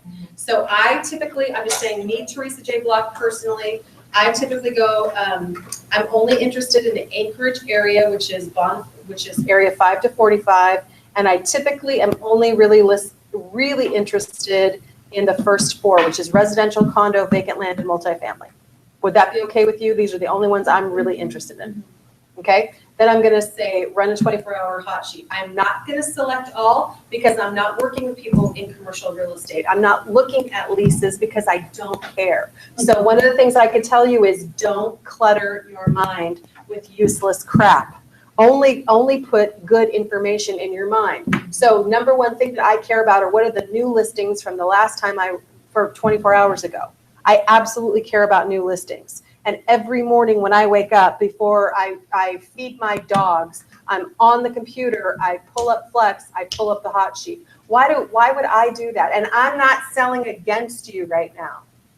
Why do I do You that? still do that? Every damn Just to day. keep up with the market. Every day. Because when you guys ask me questions about what's the market doing, tell me about that neighborhood. I'm looking at what am I looking at? I'm looking at prices. I'm looking at how people are marketing their property. I'm going, okay, so. And not only new listings come up there, right? I mean, if there was a change. Yeah, in watch listing, this. it Do you would see come this up. little drop down right here? Yeah. This little drop down says new listings, canceled listings, closed listings, expired listings, pended listings, withdrawn, extension, back on the market, and price changes. The only thing I don't look at is text changes. That is the only thing I don't care. Okay? Because if they go in there and they change some I don't care about silly text. thing, I don't yeah. care because somebody spelled something wrong or they forgot to add this or they did that, or I don't care text changes. But I look at new listings, or what I look at first, canceled listings, expired listings, and withdrawn listings. You guys are job openings. Those are appointments you could be making. Okay? Back on market, why do I care about that? That's a property that's been off the market that I need to look at again. And then, and I actually care about pended and closed. Why? Oh, yeah. Pended and closed tells you all kinds of See information. what's selling. and- What puppy got picked? Yeah. Why did that puppy get picked? What area? What area? What price point? Who was the listing licensee? Why did that house pend? Because a lot of times, even online, you can tell why that house pended. Sometimes you have no freaking clue why that house pended over the house next door. You just don't know. Now that can be personal preference, right? Okay, but I'm looking, the only thing I don't read on here every single day, and to tell you the truth, how in-depth I go through the listings, if you really want to know, and I'm doing this every day. This is before I get in my car and I go look at listings. Okay, so I'm pulling this up. This is in Area 40, which is Seward to Boniface. Wonder Park, $250,000. It says, beautiful home, offers large entryway, 4 bedrooms, 2 upstairs and 2 downstairs, newer flooring throughout, new bedrooms, windows, large backyards, and 1-car garage. So I know that I'm looking at a 1-car garage that's in Wonder Park. They're doing that at $250,000. First thing I'm looking at is photos. and there's 17, and I'm clicking through really fast, and I'm like, that's not that horrible inside. I'm telling myself, as a listing licensee, this person has really fallen down on the job. Why am I saying that? Because it's cluttered. 17 photos, and they're terrible. I'm going back to the detail page. I'm looking at the next thing I care about is the history. I'm looking at, oh, at 2:57, this was canceled. Why do I care? Why do I care that this listing was canceled? Because you pick it up. Okay, this listing didn't sell. Why didn't this listing sell? So that tells me something right now about the listing other than the obvious. Did they have better photos? No, they had 21 photos. Okay, again, I'm going through here. Better. These are significantly better, but they're still crap. Why do I say they're crap? Is there iPhones on it? Yeah. So if I'm listing a property, what do I know right now? You're gonna have professional photos. That's correct. Now, I did iPhone, the listing I'm getting ready to do, it's a $145,000 listing. Would you hire a professional to do that? That depends, but what I would tell you, and I think what Ava Anderson would tell you, is if you offer the same listing package in every single price point, it just makes it really super simple, instead of being like, well, if you're at this price point, I'm not going to do professional photos. I mean, it could be the professional photos that get the property sold. That's what I can tell you. I know there's a photographer in town that only charges like a basic package. Like 50 bucks? 75. Is Yeah, that it? 70, something like that. And you get 12 basic photos, and he's in and out in 45 minutes. Is that in the valley? I don't I know. can't answer. Is that Dave? No, it's a gal. It's a little. No, this one, he came, he did a presentation for us one time. He works for Northern Lens Photography. Or he owns Northern Lens Photography. Okay. So I'm going to, and then I'm going to go over here, and I'm also going to look, you guys, I'm going to look at the tax records. Why am I going to look at the tax records? How long they own the property? Looking at how long they've owned the property. I'm verifying the information on the listing really fast. The other thing is I'm looking at tax value. I'm comparing tax value to market price. Why do I compare those two things together? There's a reason why I do that. See how far apart they are. See how far apart they are. This property is priced under tax. What does that tell me?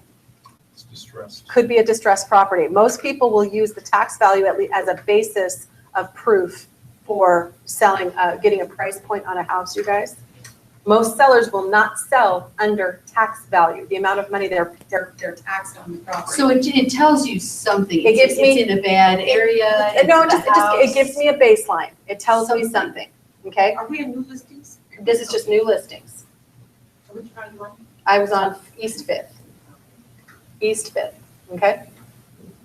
So again, I'm going to go through here, and I'm going to spend that amount of time looking at these listings, because one of the things I want to know is I'm learning my competition out there. I'm learning who does what, who isn't doing professional photography. I'm reading these comments. I can't tell you how do these comments make me want to go take a look at this house?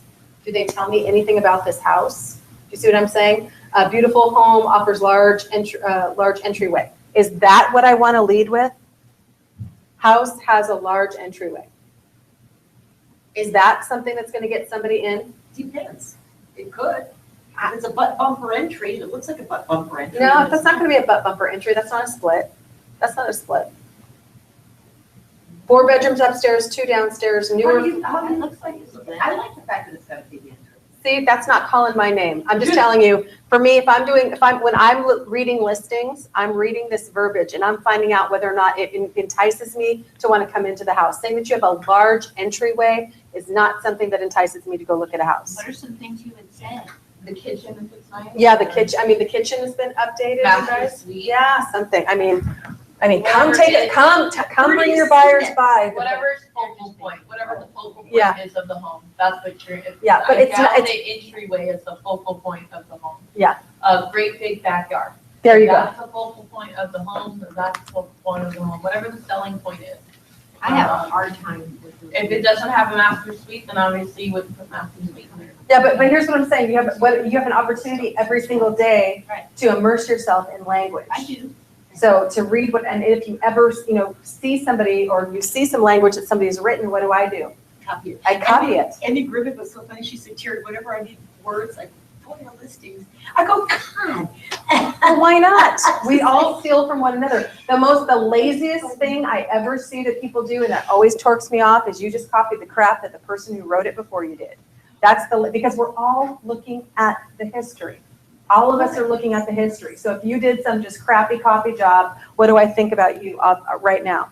That you have nothing, number one, nothing's changed. So do my buyers really want to get in there? You know what drives me crazy? I started welcome home on the first picture. Yeah. Everybody do welcome home. It's like, come on, people. Do your own. Ah, Okay, so here's another little marketing thing that Jan does. These are labels that she puts on, she has those printed and she puts those on water bottles. Labels you can put on water bottles or on that stuff. Huh? When you see those words, buyer to verify all information, just like that. BTV. Yeah, like all information. Mhm. That means that the license, and that's the other thing that will actually get me really riled up is if you guys haven't gone in there and figured out what schools they're in, or you haven't copied over or done any due diligence to find out any basic information. Well, I think providing confidential remarks It's fine. It's a fail-safe. It's a fail-safe. Buyer to verify, square footage, schools, everything. But when you have it listed everywhere, like next to the schools, so the square footage, or see that. that's you have not done your job. Right. That's what that. And you are not enticing anyone to look at that listing, because let me tell you something that's really interesting. Buyers read these listings, you guys, and they start making comments like, what are they doing? What are they hiding? Why aren't they saying that? Why don't they tell us that? Don't make it hard on somebody else, right? So when you're setting up a buyer's presentation, okay, I'm gonna put in here. I'm gonna go through here and I'm gonna put in some stuff, you guys, okay? One of the things you can put in here is a buyer's statement. The other thing you can put in your buyer's packages right now is a what?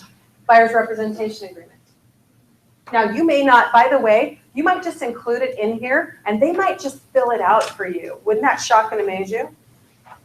Would that be interesting for you? Why might you want to have a buyer's rep agreement inside your buyer's? Okay. What's another great thing for you to have in your buyer's presentation? Mortgage info, mortgage split.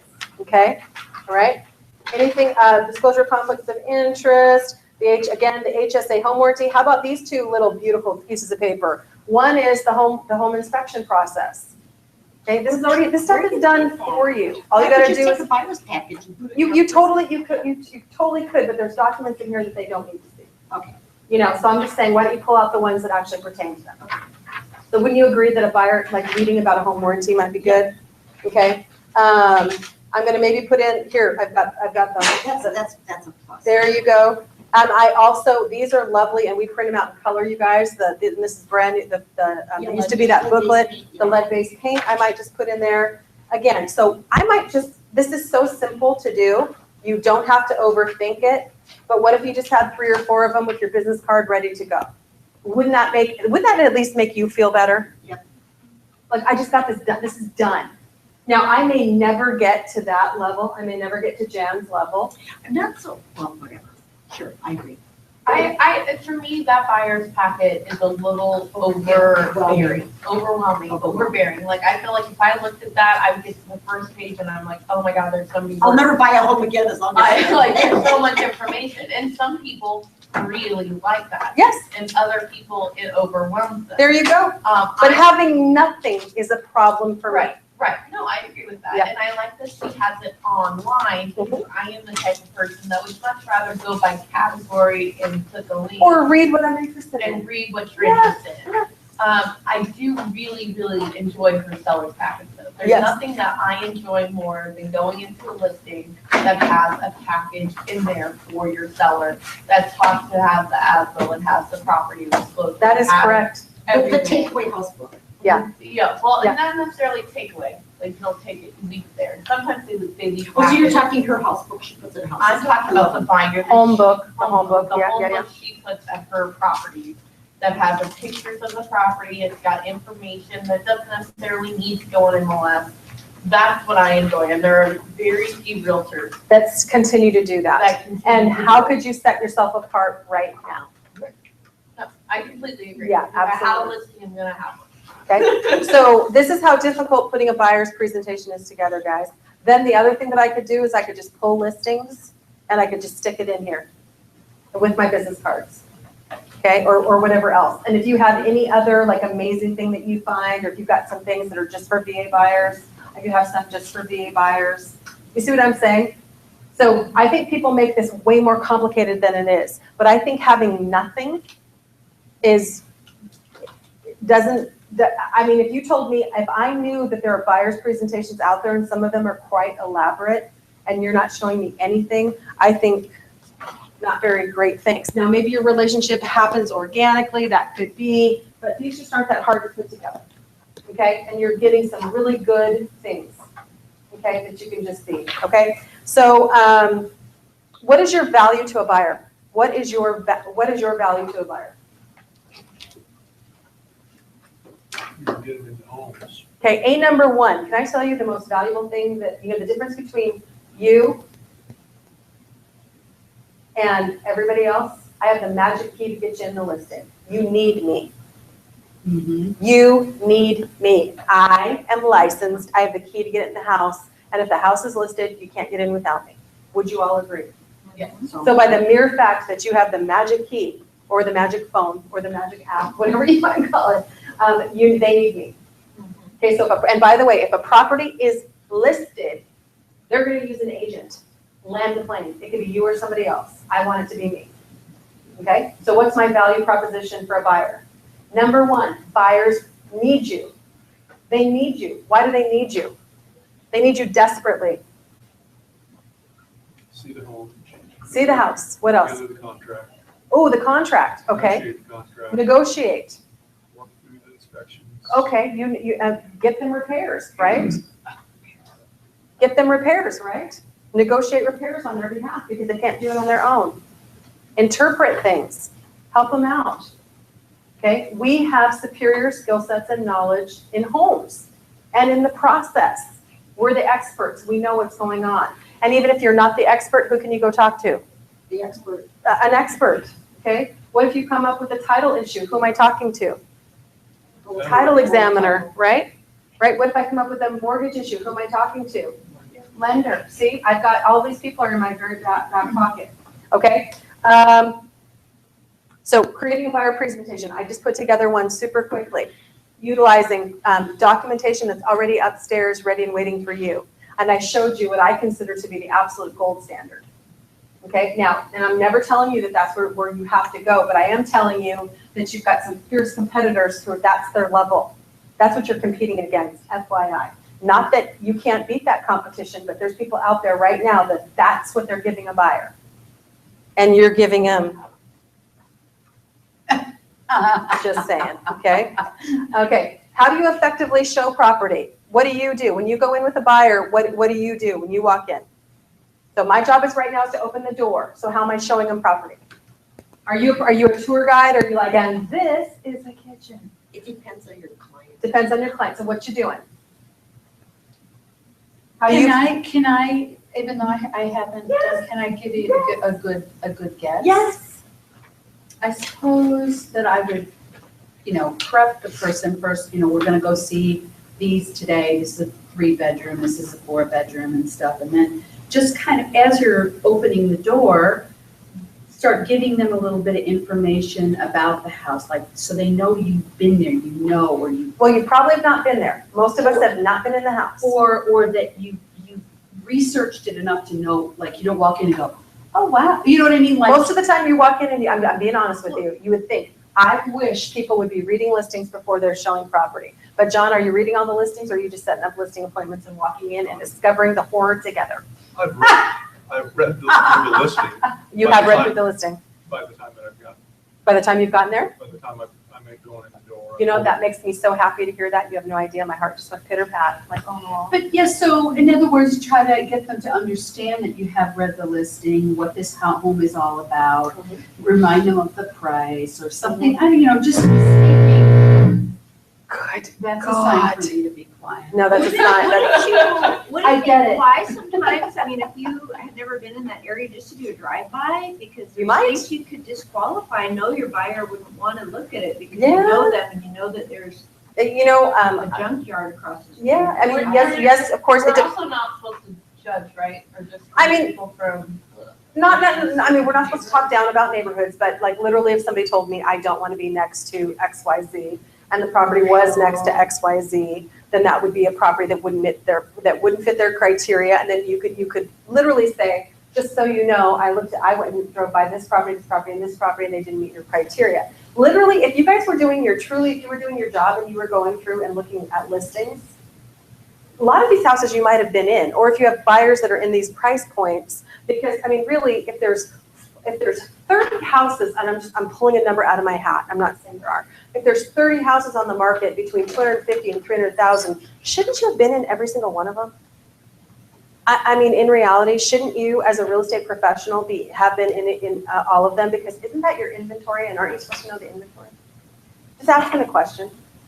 So, Lane, asking a question. He hangs his head in shame. But I mean, aren't you guys? Don't you have the magic key? Isn't part of your job supposed to be going and getting in listings? So I don't get this. I mean, this is what we've done. We've decided to become as real estate professionals. We've decided we're only going to look at photos on the internet, which of course, some are good, some are bad, some overstate the house and some understate the house. And you never know what you're going to get in until you get in it. Would you all agree with that? Or am I lying? You never know if you've got the magic, listing or not. I'm just saying, I don't see people going and previewing listings as a part of, even if you did it once a freaking week. so I have another question then. So when you get in the home, okay, there comes a time where you need to just stop talking and just let them go and do their thing. Do you not, I mean, I understand you don't want to follow them every step of the way. Yep. So what do you think? Well, how do you? I think what I like to do is I like to vibe with the licensees, and for me, it absolutely depends on the house, if it's occupied or unoccupied. So if it's an unoccupied house, I let them go, free range, go look at it, okay? If it's an occupied house, I kind of do stay with them. Anybody know why? I'm responsible for everything that's in the house. I'm responsible for if they break the Hummel figurine. I'm responsible for whether or not they use I'm responsible. So if it's an occupied property, I treat it just a little bit differently, and I kind of try and hang with them. If it's an unoccupied property, I hang back a little bit. Yeah, I had a little kid with me. I was like, no. Yeah. Comments. You stay with me. No. Yeah. Comments. Yeah. What are you saying? It just absolutely depends. I mean, and I mean, everything depends on everything Right, else. It depends on the buyer you're working with, if you're vibing with them, Do you bring out the positives or the negatives, or it depends on. you say? I'm asking for their feedback. I want you to be telling me a running narrative of what you're seeing in the house. And of course, a lot of people are going to talk to you. Okay. The other thing, can I give you a couple other hints that's really smart? You need to be warning buyers that sellers have hidden cameras and sellers have baby monitors and other monitoring devices in their properties. I was just going to say, do you remember that one home show where they would film the people going through and then show it to the owner? The owner would be horrified. Yes. Horrified is the word. Yeah. And the other thing that I really am trying to be careful about is if you're super excited about the house, be careful. I mean, and by the way, people give you buying signs. Do you know buying signs? Buying signs are when they want to stay in the house, they want to measure things, they want to go through it again, we want to show some other people. Some people do that every single house. Yeah. There you go. I mean, people have buying signals. They get excited, they lean forward, Come and look at this, honey. Yeah, exactly. Or we could put Johnny in this room. There you go. And you think the couch would look good over There you go. there? Or my office would be. They start to see themselves. How in the home. long has this house been? Now, there's a couple questions I always found to be very standard. Okay, square footage, there was a couple things that were just absolutely standard. So I tried to know as much as the standard questions, I tried to know or be able to find them on my listing. I would go and highlight them. The MLS sheet. Yep. For every property. What? I have the MLS sheet of the property with the, and the tax record. See, and I have two. I have the public version for them so that they can, I like to have people help themselves and read their own damn listing. And then I've got the private version for myself. You're absolutely correct. I have the tax records too. I print that out. Yeah, and if they have a property disclosure, I'll have, other than that, if it's the other standard forms, I waive. Yeah, I may not, I probably wouldn't, the tax records, I agree with you, I won't print out the disclosure unless they want to buy it. Yeah, because I'm saving the world some. Well, you know what I like about the property disclosures, and I have a hard time pulling them up on the MLS app, which is why I Print them. Because I like to be able to, if they have questions, if there's been pets here, or when the last time the heater inspected, That or could the be- utilities. You know what, I'm telling you, if that works for you, keep doing it, but when you start showing more buyers, lots more properties, you're gonna only print out the very bare bones documents because they're gonna have to sign that anyway. The answer I give, I'm not sure, but if you want to buy this home, I'm sure this will all be online, you can figure it all out.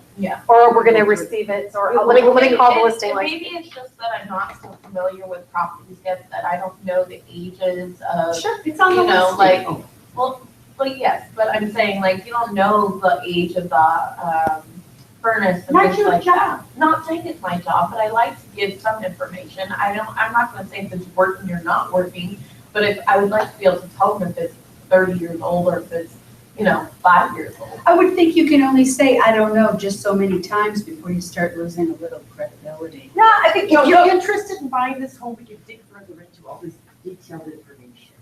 But I feel like for some buyers, it's important for them to even before they can feel comfortable about interest. by the way, here's the deal, Terry, you do what works for you, Jocelyn, if that's working for you, keep doing it, But, and I don't talk about the age of stuff. Probably I'm a little bit more old school like Terry. I don't have that document with me. If you guys are interested in writing a property, now, one of the things, are you carrying laptops with you or no? Nope. No, you're not carrying laptops? I will carry an iPad sometimes. Okay, an iPad sometimes, so Mostly with, I do that mostly with open houses. Gotcha. You know, Sure. yeah, open houses, not Sure. with buyers. one of the things, something that was always with me was my computer, and I always had my little Wi-Fi device. If somebody wanted to see something, I'd be like, I'll quickly look for that online. Oh, yeah, I've got it in my vehicle. Yeah. In Then my see, vehicle, then I yeah. would, so what you might want to do, I'm just saying for just like kicks and grins, unless you know that if you want to purchase the property, we're absolutely going to dig into that. If you're not, it doesn't, if you have something that makes you feel good, that makes you feel like an expert when you're doing that, do that. Right. I'm thumbs up with that. I'm not going to do that. I'm only going to print out a property disclosure statement on a property they want to buy, and then I'm going to go through it with them. And highlight some things out, okay? And I'm going to read it. Like, I'm gonna give you, for instance, like, sometimes I can't tell the difference between flooring types. Yeah. Okay, sometimes it's obvious and I can tell right off the bat, but like, that listing that I had gone on, it looked like real wood. To me, Sure. it looked like real wood, but the seller told me it was laminate. If I didn't have a property disclosure with me, I wouldn't know how to answer that question. Yeah, but one of the things, and again, I think going back to the point, if you feel more comfortable doing that and it's working for you, I say thumbs up, but most sellers don't know what they have in their property. Most sellers might not know the difference Well, between. they had remodeled it. Yeah, but literally, some people say laminate is hardwood when it's not. Right. Laminate is a product. Did the buyer ask you, is this laminate or is this hardwood? Well, like, for instance, the 1950s Yeah. house that we went in, I could tell that it was hardwood when I walked in it, because of the layout, basically, I can honestly tell it's hardwood, but he didn't know. So I was like, no, this is hardwood. That over there is real tile, but in the bathrooms was laminate, and you could tell that. Gotcha. But normally, if I can't tell it, I'm not gonna answer one way or another, but if I have a property disclosure, at least I feel like I can look. Yeah, and Right. so, and just know that some sellers don't know what they have in their own homes. Did the buyer ask you the question, is this hardwood or is this laminate? Yes. Okay.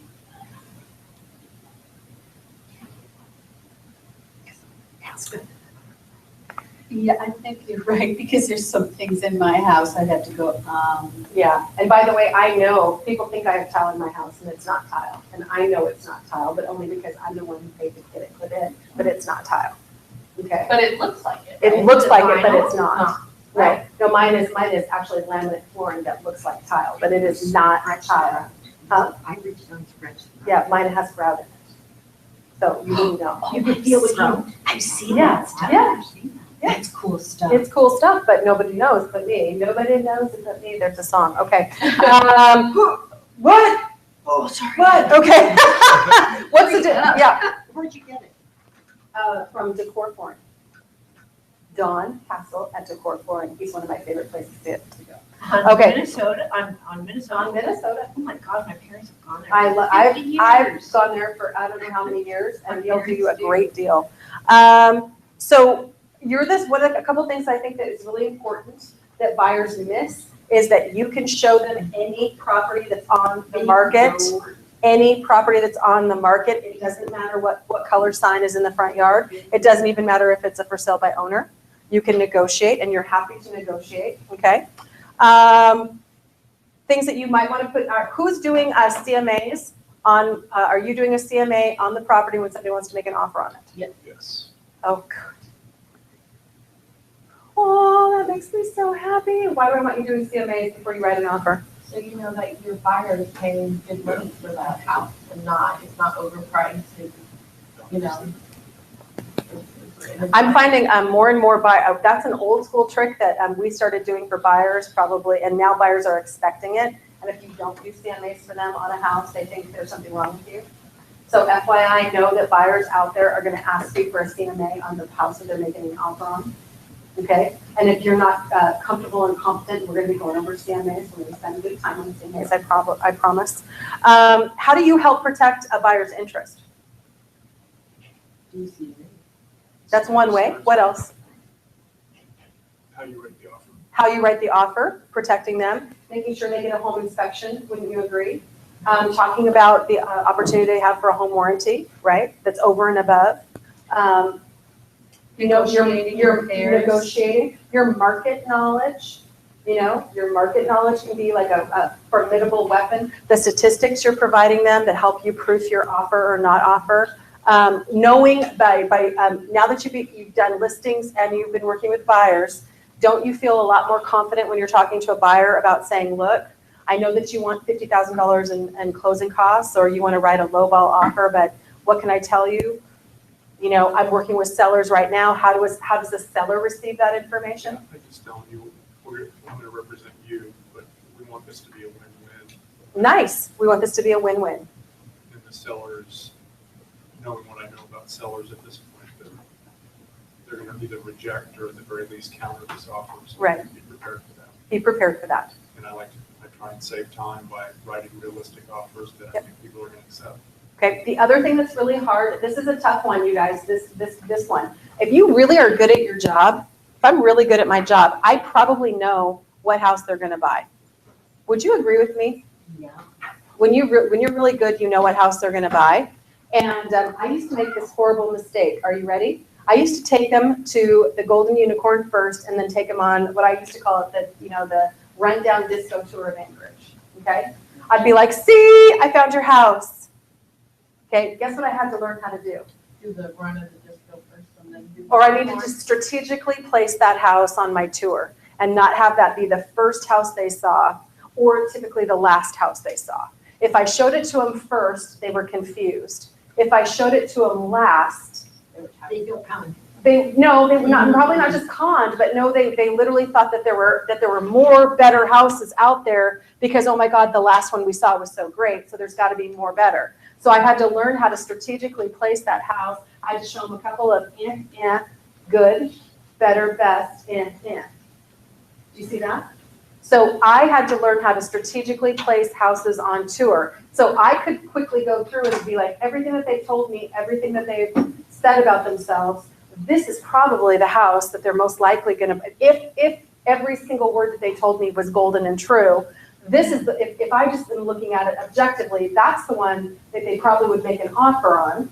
And I'm just using like objective categories, guys. Like they wanted a newer construction in Bay Shore, 1,700 square feet with a newer kitchen, or blah blah. I mean, Teresa, if I know that the best house is going to be first, I work them ahead of time.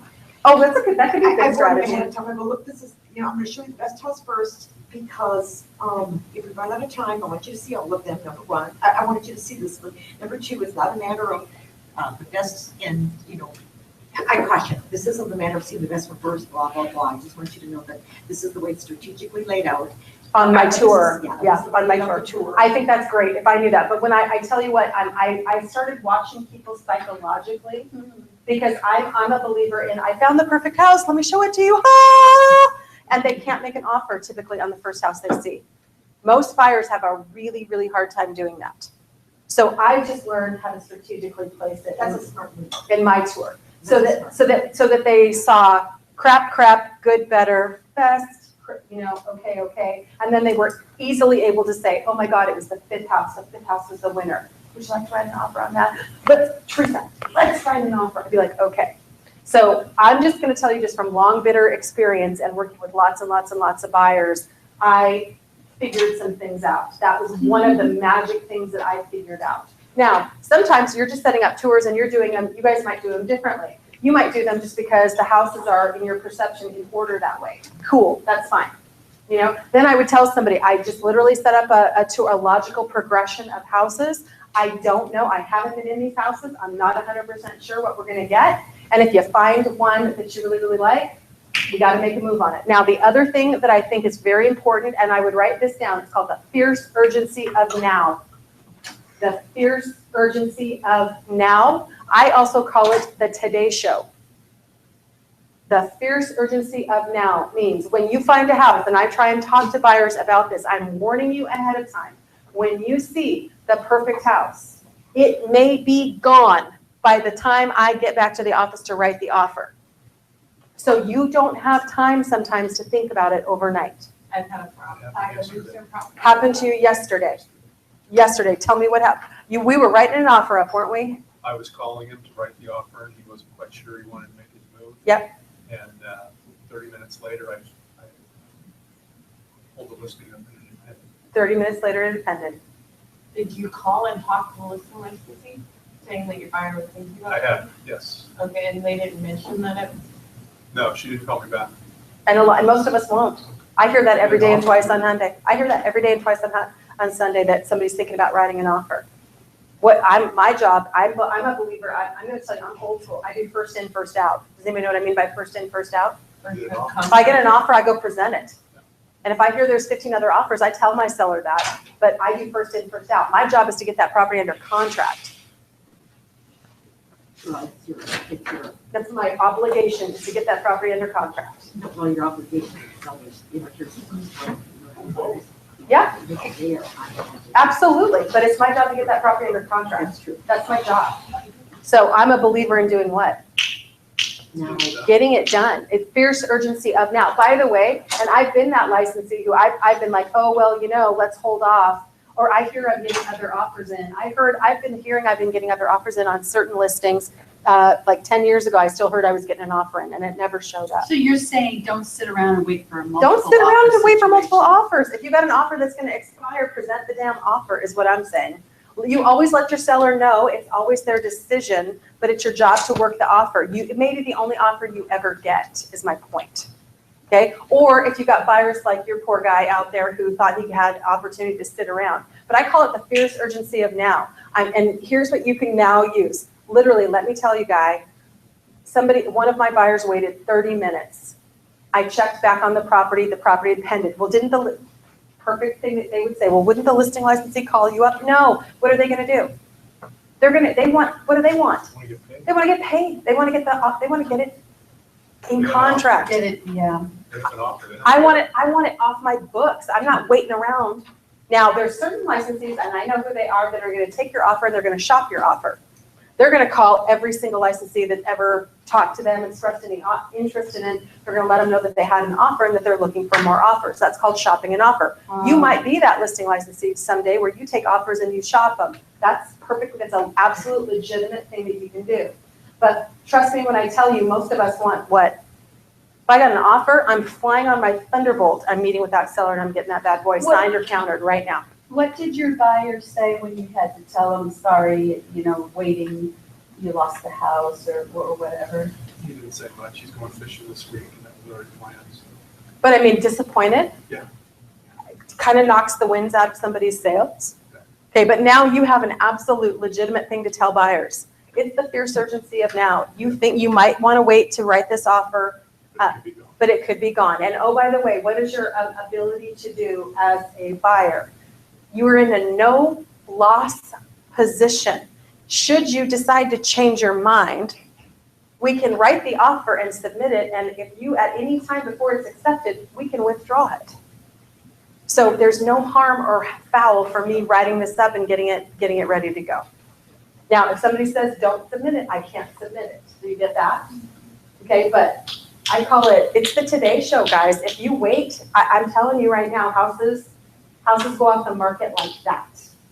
How about my other favorite that absolutely drives me batty is when you go to look at a house that's come on the market on the hot sheet and it's pended 5 minutes later.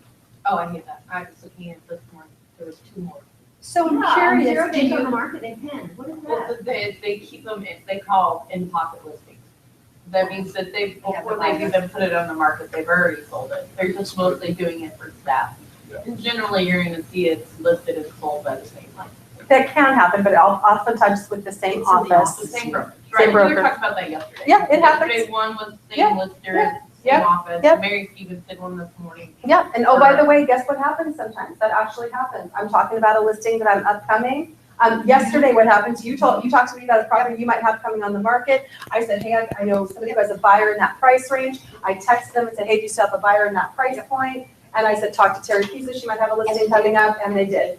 Okay, so that property could literally come on the market in 10 just like that. Right. Just because you're utilizing the marketing of your fellow realtors. do you Okay. happen to know if the offer you intended to write was more or less than, I don't know that. you don't know? You won't know until it closes. Well, what. Unless you have a licensee who will run their mouth, and there are those of you out there who will do Right. that. All I have to do is call you up and you'll tell me I everything. had the same thing where I showed the buyer a property 3 times, the same property 3 times. It was her house. I told her it was her house. She was such a picky buyer, and I just knew that she didn't like a single other home other than that. But she wouldn't jump, But she wouldn't jump. She waited 7 days to jump. and she lost it. And when I called, they said, we just received an offer and we're probably going to be accepting it. And I said, well, I'll get it to you as soon as possible. She then waited another 24 hours to sign the offer I had typed up, and we went into backup. Yeah. And then the deal closed and she never got from home, That's right. and she regretted it. Did she provide it? No, I'm still showing her property. And you regretted it too? Well, no, I mean, I pushed her as much as I could. I didn't want her to have buyer remorse. It was the house next door to her father, and she was living with her father, and she wanted it. But her father was like, no, I don't want you to move out. Oh, Yeah, but what do you, I mean, and it's, we can't, there's lots of things that we can't control, but what we can control is let people know the urgency of the market. Right. And we can actually show them the urgency of the market. Again, that's why statistics, that's also why setting buyers up appropriately is really important, letting them know.